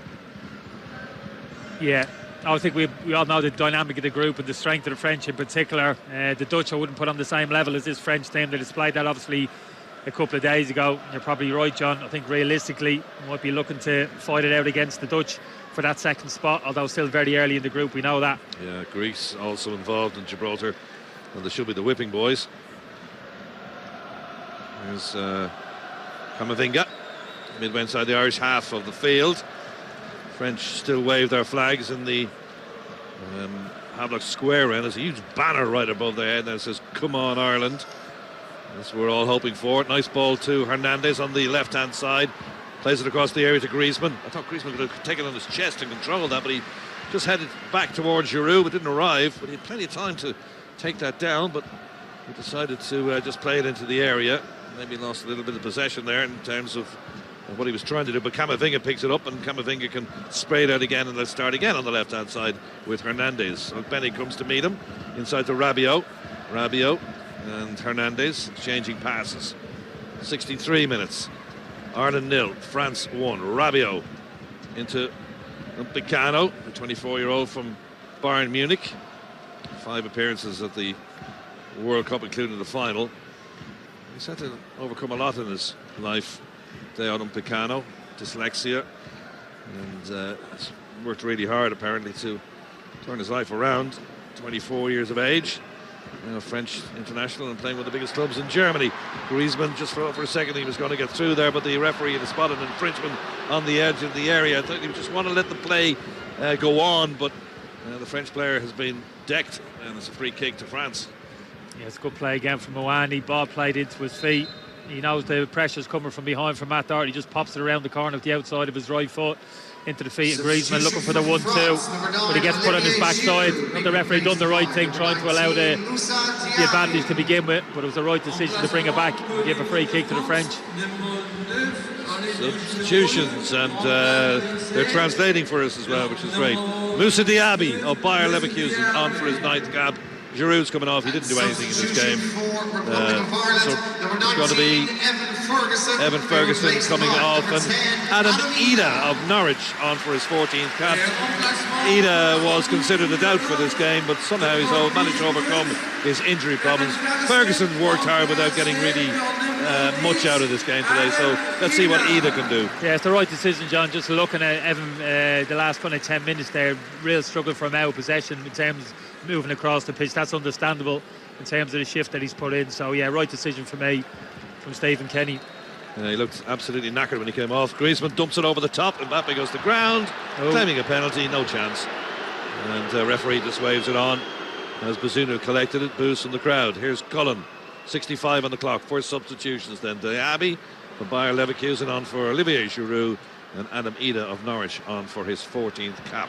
Ireland have possession momentarily, and Griezmann goes in hard on that far side on Jason Knight. Not suggesting there's going to be a yellow card or anything like that, but I think the referee is actually not too happy with 1 or 2 of the Irish players suggesting it should be. You don't hold back Griezmann, John, does he? Very kind of technical player, very easy on the eye when he's at his best, but yeah, he's got a little bit of nastiness in him as well. We saw that kind of full-blooded tackle with Jason Malumbi first half, and there it again, wasn't holding back. Not a bad thing to see, really, to be honest with you. I've got to be honest. Certainly not. Griezmann, Atletico Madrid these days, 32, hasn't missed a game since June 2017. That's 75 consecutive matches. Not many players at international level can say that. Interesting, John. A kind of a positive substitution from Deschamps, asking Mawani to come back into that central striking position. Very effective against the Dutch. And Diaby was a clever little operator. Come on the right-hand side. So, for me, probably has strengthened the French in that area of the pitch with the substitution that he's made. Nice ball around the corner from Doherty to pick up Jason Knight. Here comes Doherty, plants it into the area. just for a second I thought it was going to land on Mbega's head, but Chidozie Ogbege's head, but in the way was Hernandez. They've had their own personal duel tonight, and Ireland mopped that up nicely. And now a little bit of encouragement as they move into the French half of the field. The vast bulk of possession has been the French, 70-30 in the first half, but Ireland now have it. Played down the line nicely. Oh, just for a second I thought Seamus Coleman, beautiful ball in towards Jason Knight, but just too much on it, and his reaction was, oh, that was close. Yeah, but great intention from Seamus Coleman there, looking to be positive, John, not playing sideways, looking to play that kind of penetrating pass in behind. Great third man run again from Jason Knight. He's good at that, driving from central midfield, John, arriving on the end of things, just slightly overhit the pass from Seamus on that occasion. But yeah, good to see he's looking to get the ball from back to front earlier. Mbappe keeps the ball in play after it ran off the foot of Hernandez, so the French retain possession. And tonight's game, first ever Euro qualifying meeting for these two sides. They did meet in that last 16 of Euro 2016, with the French winning 2-1 in Lyon. Pavard out on that far side. Rabiot comes into midfield and picks up the ball and then lays it back nicely to Konate. Konate in turn out to Hernandez on this near side. He's just inside the Irish half of the field, up to Mbappe. Tries to inject a bit of pace about it. Mbappe goes on the overlap run. He's got the measure there of Seamus Coleman, but not in the end. Collins, who did well to come across and just knocked out a play throw. That's all you can do. Seamus can do nothing about that, John, that kind of turbo speed. All you're hoping then is a bit of cover from your right-sided centre half. It's exactly what Nathan Collins did, got across and made the block. Isn't anything worse than being a fullback and saw a quick guy just knock the ball past you and then run past you as well. You know, you've no hope of catching him whatsoever. So it was good stuff from Collins to spot the danger. Here's Mbappe now on that left-hand side. Rabiot's looking for the ball. Little layoff pass and back heel as well on the edge of the area by Mouami. They're starting to show their skills now. Rabiot does really well and nicks the ball away from Jason Knight. Here's Griezmann. Mouami has the shot, saved by the goalkeeper, Bazunu. Someone says a nice height for the goalkeeper, but in fairness to him, he got himself in a good position. It could have been 2-0 except for Bazunu. In fact, that's the substitute, Diaby with the shot. Yeah, it looked a comfortable enough save, to be honest with you. I think it was a free kick on Jason Knight, to be honest with you. The French got away with it, but they shifted it well, ended up the feet. Diaby, the season intention, just looking to curl inside that far post, but Gavin Bazunu read it, got across his goal quickly. It was a comfortable save. We're coming up to the 70th minute mark. 20 minutes to go here at the Aviva Stadium. Packed house. Sold up signs up long before this game. Great to see when we're talking about it at half time as well. The League of Ireland sold up signs. You to try and snaffle a ticket from blagging me way in, John. Blagging me way in for a last game there. It's great to see it, isn't it, that the League of Ireland has actually got those kind of crowds coming in now. Ida's going to trace that ball, but he was offside when Coleman played it down the line, so going to be a free kick to the French. Yeah, it's great to see the crowds coming back and such numbers as well in the League of Ireland. Yeah, absolutely. Great to see the numbers here this evening. Hopefully they'll have something to shout about between now and the end of the game. Just look at that tactical setup now from Orla. Madamid has come in that central striking position. Ogbene off the right. Well, just had a look at the replay there of Mbappe coming into the penalty area. Malumbi was behind him, and he had a good I didn't want to contradict you at the time, John, when you were shoving Mbappe under a bus there, but it did look as if Jason had a little bit of a piece of his jersey. I think the referee was on the blind side, to be honest with you. He didn't see it. Mbappe just got the run on Jason Malumbi. It's an instinctive thing just to get hold of the jersey a little bit, but it wasn't too obvious, John. That was the thing about it. So we kind of got away with it. We're just going to make the point about Ireland set up Adamida now lone central striker. I think at some point we might have to have a look at maybe Ogbene up front alongside Adamida in a front two, and a narrow three in midfield. Just be a little bit bolder in approach, get a little bit of a higher press up the pitch, put these French players under a little bit more pressure. I think that kind of narrow midfield forward is all well and good when you're 0-0 and you're looking to stay in the game, but when you're chasing it, not easy to do with that lone central striker. I think he threw me under the bus there. Here's Mbappe. Played at the far side to Pavard. In turn to Diaby, the substitute. And for his 9th cap. And France team in white and blue shorts. Retain possession, Hernandez. It just happened in the first half where they just turned it down to second gear and just stroked the ball around. taking their time. Yeah, we've got to get after them now, John. You know, we've got to find the goal. You know, 0-0, it's all well and good. Let them have the ball and be patient. But when you're chasing it and the clock's going ticking down, you have to find a way to get up the pitch and press them a little bit higher. Ball's rolled out of play on that far side. There's a nice bit of play from Doherty initially, but his pass was just overhit. Jason Knight couldn't keep it in play. He's down below us. You can see Keith Andrews and Stephen Kenny in deep conversation. Kenny doesn't look to be too displeased with the display so far. Hands in pockets. Yeah, these are big moments, John. 80 minutes to go. You're 1-0 down. You're looking for solutions. You know, there's always like-for-like replacements. Don't get me wrong. You might be looking at Will Smallbone, the impact he made against Latvia, maybe looking at him like for Jason Knight in that central midfield area, a little bit more of a creative edge. But I just think the shape of the team at the moment might just help us, just to throw that extra player higher up the pitch. 2 central strikers, 2 targets, John, that we can hit early. Most of the Irish substitutes, including Will Smallbone, are warming up away to our right-hand side as the play goes on. It's 17 minutes to go in the second half, and it's France still leading by a goal to nil. Pavard's brilliant strike after the mistake by Josh Cullen, who just rolled the ball straight to him, and Pavard didn't need no second bidding to just slam the ball via the underside of the crossbar to the back of the net, and that's the one that separates the sides. Didier Deschamps comes to the edge of his technical area and just puts the thumb up. He'd be happy enough the way things have gone today. French haven't really broken sweat, to be quite honest, and they are a superior team to Ireland. But if Ireland can just nick one here from a set piece or something like that and give the crowd something to really cheer about, get a draw, it'd be fantastic. Just game management from the French now. Deschamps probably looks at his team and feels as if he's got enough experience on the pitch. You know, Rabiot in that central midfield area, Griezmann in particular, just to take control of the game, keep the ball away from Ireland for long periods between now and the end of the game. That's what I'm talking about, John. We need to find a solution for that. We need to go after them a little bit, you know, force a few turnovers. A little bit too comfortable for them in the central area of the pitch at the moment. Yeah, just take a bit of a chance. Ball is headed straight from O'Shea to Griezmann though, and Griezmann has it on the far side. Still 1-0. Here's Rabiot. Rabiot coming into a more central position, lays it off, but Ireland nick it away from Uwami. Doherty's got to be careful here. He's inside his own penalty area, but chased down by Diaby, and has he got himself a free kick? He hasn't. The assistant on the far side nearly fell over there, and he actually has given a free kick to Doherty deep inside the Irish half of the field. Yeah, even there, John, Matt won back possession was 5 yards from the end line there. Your first reaction is to look up the pitch. Can I hit the ball early, kind of back to front? And like I said, Adam Ida surrounded by a couple of French defenders there wasn't an option. So Matt has to have an extra touch. He has to look for a short pass. We have to kind of work our way out from a deep defensive position, and that's not easy to do. France have won the last 4 qualifying matches in the World Cup and the Euros by an aggregate score of 16-0, and a chance for a second one as Bazunu has to make the smart save, and it's trickled out for a goal kick in the end. Ireland got away with one there. There was a shot that came in eventually from Rabiot, and good save. Yeah, it was a sweet strike, John. He had options ahead of him, took on the responsibility, a bit like Pavard, fancied his chances.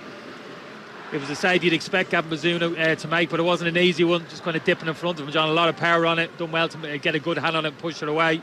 Plus he had the ball coming through a defender too, so you would have seen that late. So good stop, but a decent strike from Rabiot. He's got 3 goals for his country so far, and there's movement on the bench down below us. Keep an eye with the play, and also with this James McLean is coming on, and Johnson is coming on as well. Mikey Johnston from Victoria in the Portuguese League, ex of Celtic, won his first cap the other night. Exciting player, I thought. I think it's a good time to bring him on. What do you think? Oh yeah, absolutely. Different type of player, takes responsibility on the ball, looks forward, very positive in possession, John. Ball's flung into the penalty area. Irish coming up in numbers, trying to get something out of this game. They're trailed by a goal to nil. Might be hitting the break here now. They've got to be careful. Very quickly to Diaby. Diaby plays it down the line to Muami. Is that offside? The assistant didn't put the flag up at all, and there was a poor finish in the end, and then they give the ball away. That's terrible from Bazunu. Try to roll it out towards Jason Knight, and Knight, all he can do with Kaminga is pull him down on the ground. Bazunu was poor there. He's actually got a yellow card as well, I think, for Jason Malumbi, I think, Malumbi, yeah. But Bazunu had done well, but trying to do the right thing, John, is he's trying to get us on the counter-attack straight away. Just a bit of miscommunication between him and Jason Malumbi, unfortunately. James McLean on. He's pushing towards 100 caps now. James McLean of Wigan. This is his 98th, scored 11 goals. Number 17, Jason Knight, being replaced by number 22, Mikey Johnston. Mikey Johnston. Crowd like this fella. And number 4, Darrow O'Shea, being replaced by number 8, Alan Brown. So a reshuffle. Yeah, certainly is. Darrow O'Shea coming off at the expense of Alan Brown, you'd imagine would be going to a traditional back four, John. We'll have a look at that. Won't be able to tell at the moment. Obviously we're defending a free kick, but as soon as they get into a natural chase, we'll have a better idea. Well, they rolled a free kick short. It was very central position, but just didn't take any chances there. The French just rolled the ball between Griezmann and Mbappe as the Tannoy thunders out in French, en français, about the substitutions for Ireland. Already off the side of the pitch now. Just watches on as the French again have possession. Huge amount of possession numbers in their particular favour without really getting into a third or fourth gear here. Yeah, so what you're going to see, John, now we've kept our back three. Seamus has gone right of a three. There's Diaby trying to play it down the channel. Didn't work. Ireland trying to come clear. Oh, there you go. Mikey Johnston, an immediate effect there, skipping by 3 players, and you can hear the reaction of the crowd. They like this guy. He runs at defenders as well. And here's Alan Brown. Yeah, Alan Brown's gone into that right wing back position in place of Seamus. We've got almost a midfield two now. Malumbi and Josh Cullen, and looks like a narrow front three. Mikey Johnson and Ogbonna either side of Adamida, kind of a front three. So there's that kind of bit of a bold move, that kind of bold tactical play that the manager probably had to make at this stage in terms of going and searching for that equalising goal. I think it's the right thing. Mikey Johnson in particular, John, we all saw him play the other night. We're very impressed with him. 1v1s, fancies his chances. Little old-fashioned dribbler. Yeah, that's what I like about him. It is old-fashioned kind of football, but he's exciting to watch. Yeah. Didn't see much of him actually when he played 4 years at Celtic, or indeed in the Portuguese league. But the Portuguese league is a decent league, so he's playing at a pretty high level. Yeah, and get some good minutes over there as well, John. 79 gone. It's the Republic of Ireland 0, France 1 in this Group B Euro 24 qualifier. McLean just about keeps that ball in play. Wasn't the best of passes given to him by Nathan Collins. Oh, here's a chance for Ida in the penalty area. Can he lay one off? Oh, he's just trying to play it to Mikey Johnston, but it rolled past him. The idea was good. He was zooming in on goal, but the angle was getting tighter and tighter, so he tried to lay it off to Johnston, and he just went behind him.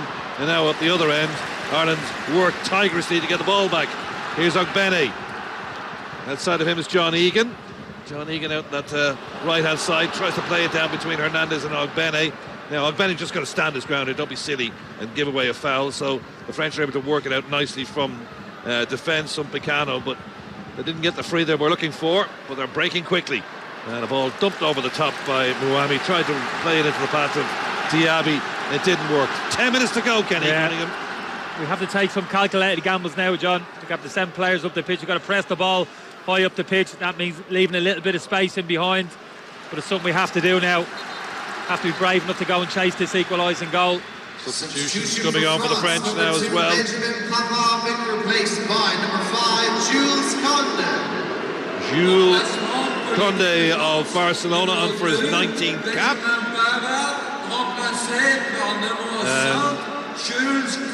Kouchouamani is on as well from Real Madrid for his 22nd cap.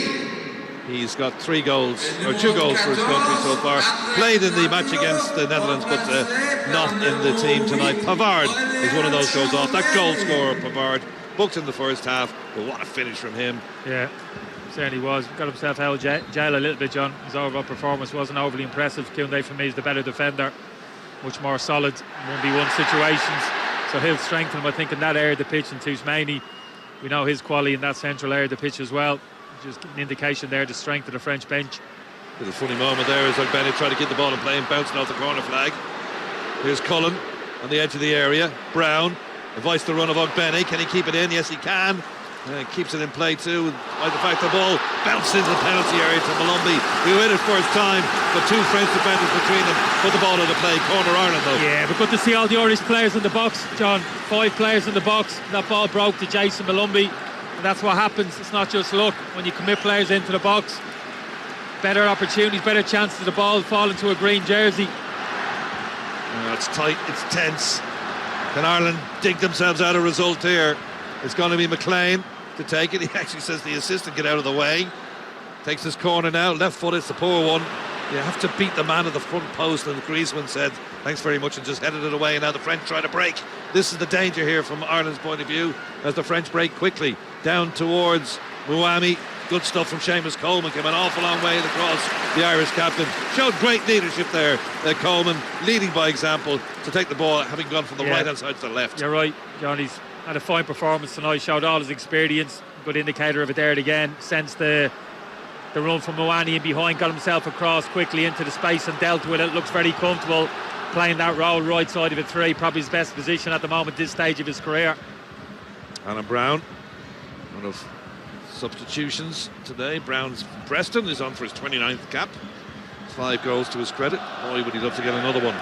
Come on, you boys in green.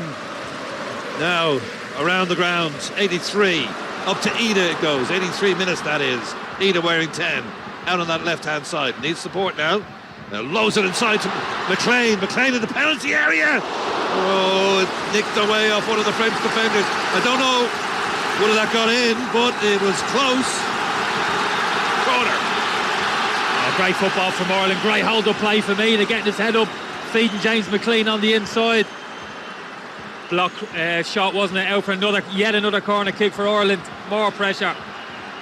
Cullen to take it. Just on the replay there we saw the save from Magnan, and he needed to make it at his near post, and this time he fists away from the danger area, and Cullen tries to do the acrobatic overhead kick in the penalty area. Thankfully from Ireland's point of view it didn't actually land. That was Brown, I should say. Tried to do the overhead. Thankfully it didn't land on the French player's foot because they'd have been away. But in the end it's going to be a throw to France deep in their own half of the field. Yeah, but nothing wrong with that last Irish move, John. Long ball back to front, but delivered with quality. And Adam Boyd has shown his strengths, driving down the side in behind Kanate, who's no slouch. Really good hold-up play from him, and then the quality of the ball, James McLean tearing forward to join in, driving on the inside. That's what we got to do, commit players now high up the pitch, go after this French team. Only 6 minutes left in normal time, John. Got to be brave now. Yeah, the attendance there at 50,219. It's great to see. And Netherlands still leading Gibraltar, by the way, by 2-0 in the other match, and that, so they're not exactly putting Gibraltar to the sword. Ireland finishing on a high here. Here's Brown penning France back in their own area, which is good to see. Ogbene chips it up left-footed. He hasn't got a great left foot. Here's a shot from the edge of the area from Collins, charged down. Johnston and McLean try to retrieve it. It's into the penalty area, over Ida's head. Can somebody have a pop? Brown with the shot across the area. Didn't miss by much, well in the end by a little bit, but didn't get the purchase he wanted, could only knock it into the ground. Goal kick. Yeah, but exactly what we want to see from an Irish point of view. Good delivery from James McLean into that pack post area with a little overload there. Adam Ida and Ogbene, but it was a really good defensive header from Hernandez. Picked up the next ball again. Another cross into the box, exactly what we need at this stage of the game. Shot in the end from Alan Brown, wasn't it? At the edge of the box, didn't really get hold of it, John. Kind of smashed it into the ground, but the right intention, picking up second balls at the edge of the box. That's what we need to do, pen this French team in. Ask a few questions of him in the remainder of this game. He's diminutive in stature, Obafemi, but he certainly is a big unit as well. It looks like he's been in the gym all right. He's a big lad. But he can pack a punch too. Michael Obafemi from Swansea, 9th international cap for him. He's got 2 goals for Ireland, and boy would we like one in the last 5 minutes or so. Clearance down the throat of McLean up the left hand side towards Johnston. Johnston knows path to goal was intercepted, back towards the goalkeeper Mike Magnan, and Magnan actually was nice and calm, clearing that ball down to Muami and into Griezmann as well. Griezmann though battling hard with Cullen, does well to retrieve the ball from the Irish number 6 and play it back to Camavinga. to that far side to one of their substitutes. That's Jules Koundé of Barcelona. A little puff of smoke from a flare away to our left-hand side from the French supporters. We're inside the last 3 minutes of the game. There will be a bit of additional time because Ireland have brought on 5 substitutes and the French have brought on 3. No injury problems so far, and just 2 bookings in the game. It's been clean enough so far in this game, and the French are holding on to possession now on the far side like they can, because they're a very, very good side. It's a pleasure to watch these players in action here. That's a pullback from Adam Ida, and it's not necessary to do that, Adam Ida. I know the French player was starting to get away from him, but there was plenty of cover behind, so he pulled his shirt, and he gets a needless yellow card. Yeah. Don't get that. Anyhow, falling towards Mbappe as everybody switched off, including myself. I didn't see him. Yeah, just a quick free kick, John, from Camavinga. Mbappe just spun in behind Seamus Coleman. It was a good quality delivery, came over his shoulder, tried to dink it on the volley over the head of Bazzuno, but hit it like a rocket, ended up with the French supporters behind the goal. Pretty much sums up Mbappe's evening. Brown with a header forward towards Ida. It's pumped up in the air by Upamecano. And Ireland picking up again with Cullen. And Benny asking Obafemi ahead of him to go on a bit of a run. He didn't do though, so Benny comes forward and he slams it off to Tchouaméni of Real Madrid, and it's gone out for yet another corner for Ireland. 2 minutes to go, and you can see the Irish supporters clapping and hoping something out of this game. We do score late, remember, we score late. Cullen to take it. It's going to be an outswinger. They gave it to McLean last time. It was a terrible corner, so they go back to Cullen again. Little pushing and shoving in the penalty area. Our Portuguese referee wants to have a word with Egan, and also with Mouani is deep inside the penalty area, and Konate too. So reset. Cullen, good ball, edge of the area. What a save that was! Alan Brown got his head to it, and it was dipping under the crossbar, and Magnan pushed it over the top. Yeah, wasn't sure if it was a French defender, to be honest with you. It was Koundé, wasn't it? Yeah. Under severe pressure, though, you're right, from Alan Brown, headed it back towards his own goal. Had to be alert there, Mignon. That would have been sweet. Cullen, 1 minute to go, plus added time. False start from Cullen on the right-hand side. Another corner for Ireland. Here it comes. Good one too. And it's a wonderful save again as the head of Nathan Collins is denied, and a yellow card is being brandished as well. Oh, what a header that was, but it's going into the top corner. I don't know what the referee is, he stopped the play or whatever, but Magnan pulled out a terrific save, 2 in a row. I thought that was 1-1. Oh, unbelievable save, John. I was off me seat, I've got to be honest with you. Saw this a mile away, Nathan Collins rose majestically in the middle of the goal, actually angled it to the corner, and Mignon never felt he was going to make that save. It's a brilliant save, great athleticism from the French keeper. Has to spring to his right hand side, John, throw his right arm up. What an unbelievable save at this stage of the game. Nathan Collins close up from there, still can't believe it, got his hand on his head. John Egan's been yellow carded for diving on Tchouaméni, and that's why the boos around the crowd are for. Well, Ireland, they came very close on 2 occasions there to getting an equalising goal. Well, that was a wonderful save from Magnan, who's taken over from Hugo Lloris, and he earned his dinner there. First free header really we've had, John. We've had a lot of corner kicks this season, but generally speaking the French have dealt with them really well because of that kind of height that they have in the team. That was a great leap there from Nathan Collins, and absolutely everything right, John, in terms of the contact on the ball. There was accuracy as well. He was looking to pinpoint that far corner. Just an unbelievable save from the French keeper. They give the player of the match to the team that's losing and the team that's only at 30% of the ball, but there you go, just giving it to the hometown. It's just part of the sponsorship deals, really. We got 1 minute of added time gone nearly. We have 3 minutes of additional time. Ball is back with Magnan. 2 brilliant saves back to back from him. Bazzuno's actually saved well today. He could do nothing about the goal. A terrific strike from Pavard on the 50th minute. Now this is pumped forward down towards Benny Obafemi. It's not going out of play. No, so the assistant as Magnan dropped on the ball right on the byline there, but the supporters thinking to cross the line, it hadn't. It was really loose defending again from Hernandez. Could have got onto that ball early and just headed it back to his goalkeeper, but he was slow, just threw his left leg at it and kind of looped the ball back to his goalkeeper, made it difficult for him. Alameda is trying to stop the goalkeeper from clearing his lines. He's standing on his right foot. So he's asked Eden now to move away. There's going to be another substitution for the French just to eat up a bit of time here. And they're going to bring on Marcus Thuram of Nice, wearing number 11. This is his debut. And he comes on for Mouani. Randall Kolo Mouani scored in the semi-final win against Morocco in the World Cup. Well, he's done okay, Mouani, John, to be honest with you. Lively enough in the right wing, and again, when he went in as a central striker, link-up play was good. I think he's been one of the better French players this evening, Mouani. Hasn't been many of them. No, Ireland have really battled hard in the last couple of minutes to try and get something out of this game. Collins denied with a flying save from Maignan, who already had pushed a header from his own defender over the crossbar, and it led up to that corner. Back with Bazunu. We've got 40 seconds to go. Can Ireland conjure something here in the last couple of seconds of this opening, of the second half?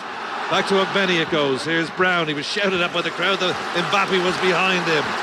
We've got seconds left. Egan up towards the substitute, Obafemi. Inside, back to Obafemi again. Cullen. Here's Brown. He's in the penalty area. He's got Ogbeni outside of him. Cullen finds him. Cullen to Ogbeni. Ogbeni trying to get close, but there's nobody support for him there, and they're going to just dig himself out of jail here, I think. And Cullen has committed a foul, and I'm sad to say that's probably that. I'd have to say Josh Cullen, he's had a really good game, John. We know the mistake that he's made. He won't have to be reminded of that, but he's had a fine game in there, really tenacious in terms of how he's got around the pitch, made tackles, dropped into the defensive line when he's had that on occasion. Actually had a fine game in there by and large. Encouragement though for Ireland, I'd say. Kenny, and the final whistle's going to go any second now. Just a quick assessment of the game. Ireland didn't play that badly. Didn't have a lot of possession. Good finish to the game. Sadly, they're going to lose though. There goes the final whistle. 1-0. Quick assessment from you. Yeah, look, I thought the defensive structures stood up really well, John. I was a little bit surprised in terms of the shape of the team. I expected us to play too high up the pitch and a narrow three. We didn't. We played with an extra man in midfield. That really helped us defensively, John. Really compact defensive shape. The French really struggled to break us down. But the flip side of that, of course, is we really struggled in open play to get up the pitch and really create any open, clear-cut opportunities from general play. And of course, when we conceded, brilliant strike from Pavard. The onus was on us then to open up and take the game to the French. And to be fair, we had to go. The manager made a few changes, threw an extra few forwards onto the pitch. There was a little bit of pressure, forced a few corner kicks late in the game. And yeah, could easily have that equalising goal, that header from Nathan Collins. And if he had scored it, you could have argued we deserved it. But unfortunately came out on the wrong side of a slender 1-0 defeat. Yeah, the goal from Pavard after that mistake. And the 50th minute is the one that separates the sides. So 2 wins out of 2 now for the French. The Netherlands are 3-0 up now against Gibraltar. Nathan Ake's got his second to add to Memphis Depay's 23rd minute goal. Disappointment for Ireland, but they gave it all against a team ranked number 3 in the world and who only lost the World Cup on penalties. Not a bad evening, disappointing result though. Good performance, I think. Republic of Ireland 0, France 1. Thanks to you, John and Kenny, for entertaining us this evening with their commentary. Keith and Pat are with me here on the panel. I think John was right there, Keith, when he said that it wasn't a bad night, but it was a disappointing result.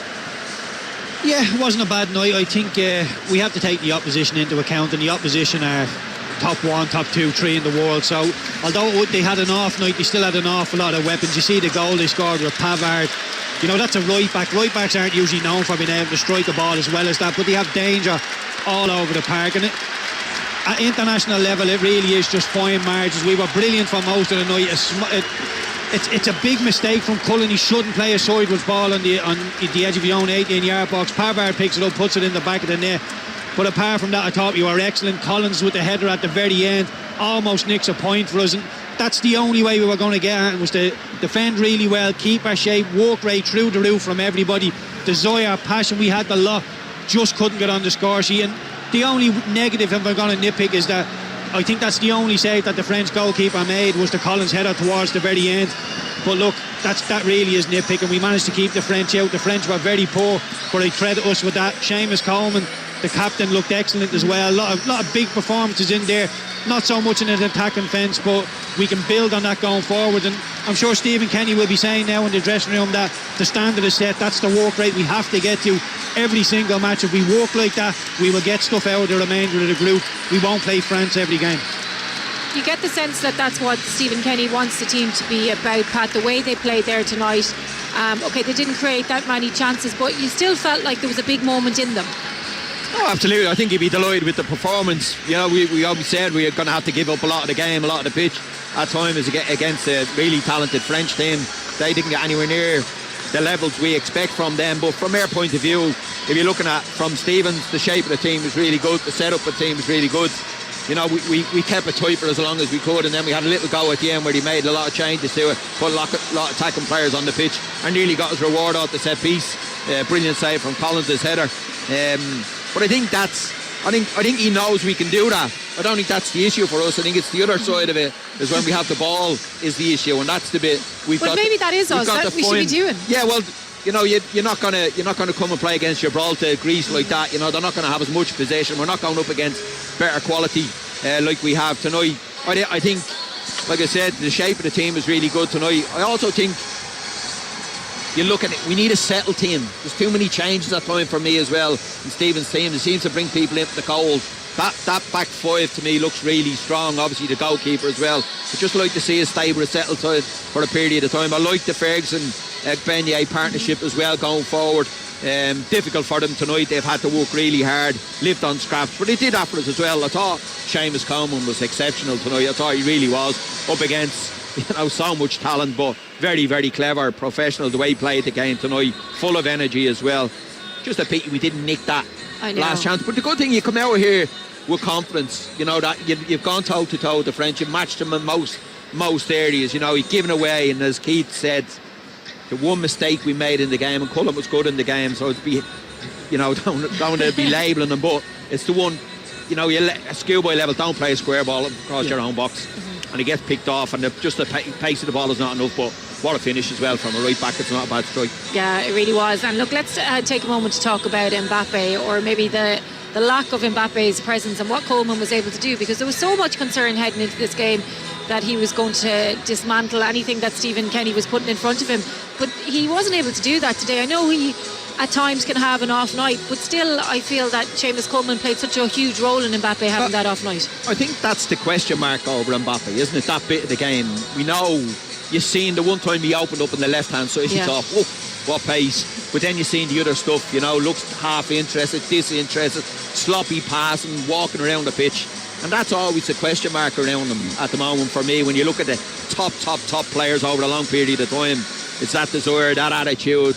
You know, you're expecting him to grab the game, put his scruff of the neck for the French. He didn't.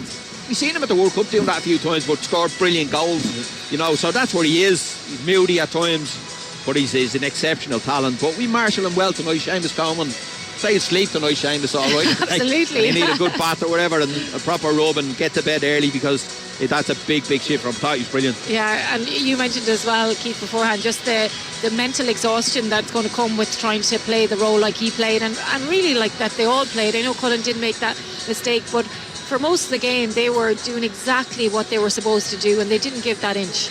Yeah, they made the French work for it. That's what we wanted. And the disappointing thing is that, you know, they didn't open us up with any beautiful play that you would expect them to do. Sometimes with the French coming here, you can hold your hands up and say, listen, they're world class, sometimes they're going to open us up. They didn't do that. We sort of gave them the goal. And look, like Pat says, it's a beautiful finish from Pavard, but giving the ball away in your 18-yard box against a team like France, you feel like it's usually avoidable, which it is. But look, we hit all the markers. After 20 minutes it was still 0-0. They marshalled Mbappe well.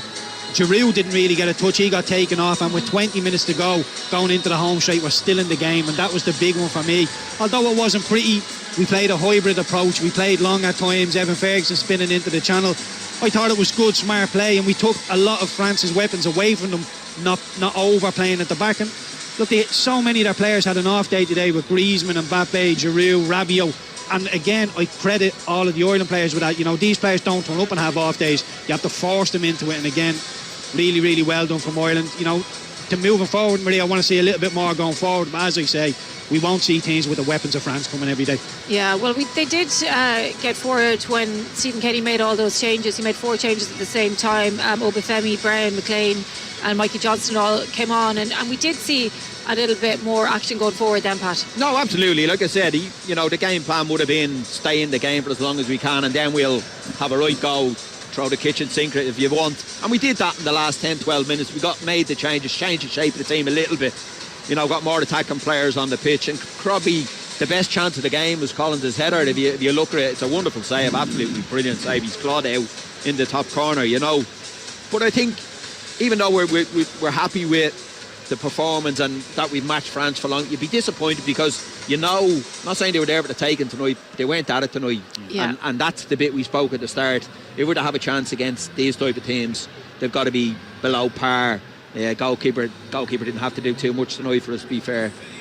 But it's building on it now, isn't it? We've been here before, it's building on it. We go to Greece in our next game in the heat, which is going to be difficult as well. We need to get something out of that game because I've said this before, you lose to Greece, it's you know, you're 6 points gone, first 2 games you've lost, so it's important we go there, and that's not going to be easy neither in the middle of June. So I think it's building on it now.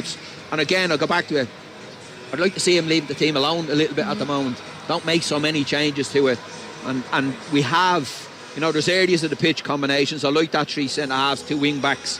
You know, that was a good solid performance tonight from the midfield area. Was very, very strong. It's when we're asked to go the other way and open teams up and try create enough chances, that's the bit, you know, we have to find. But again, I like the Ogbenye Ferguson. I think it gives us a real option at the top end of the pitch.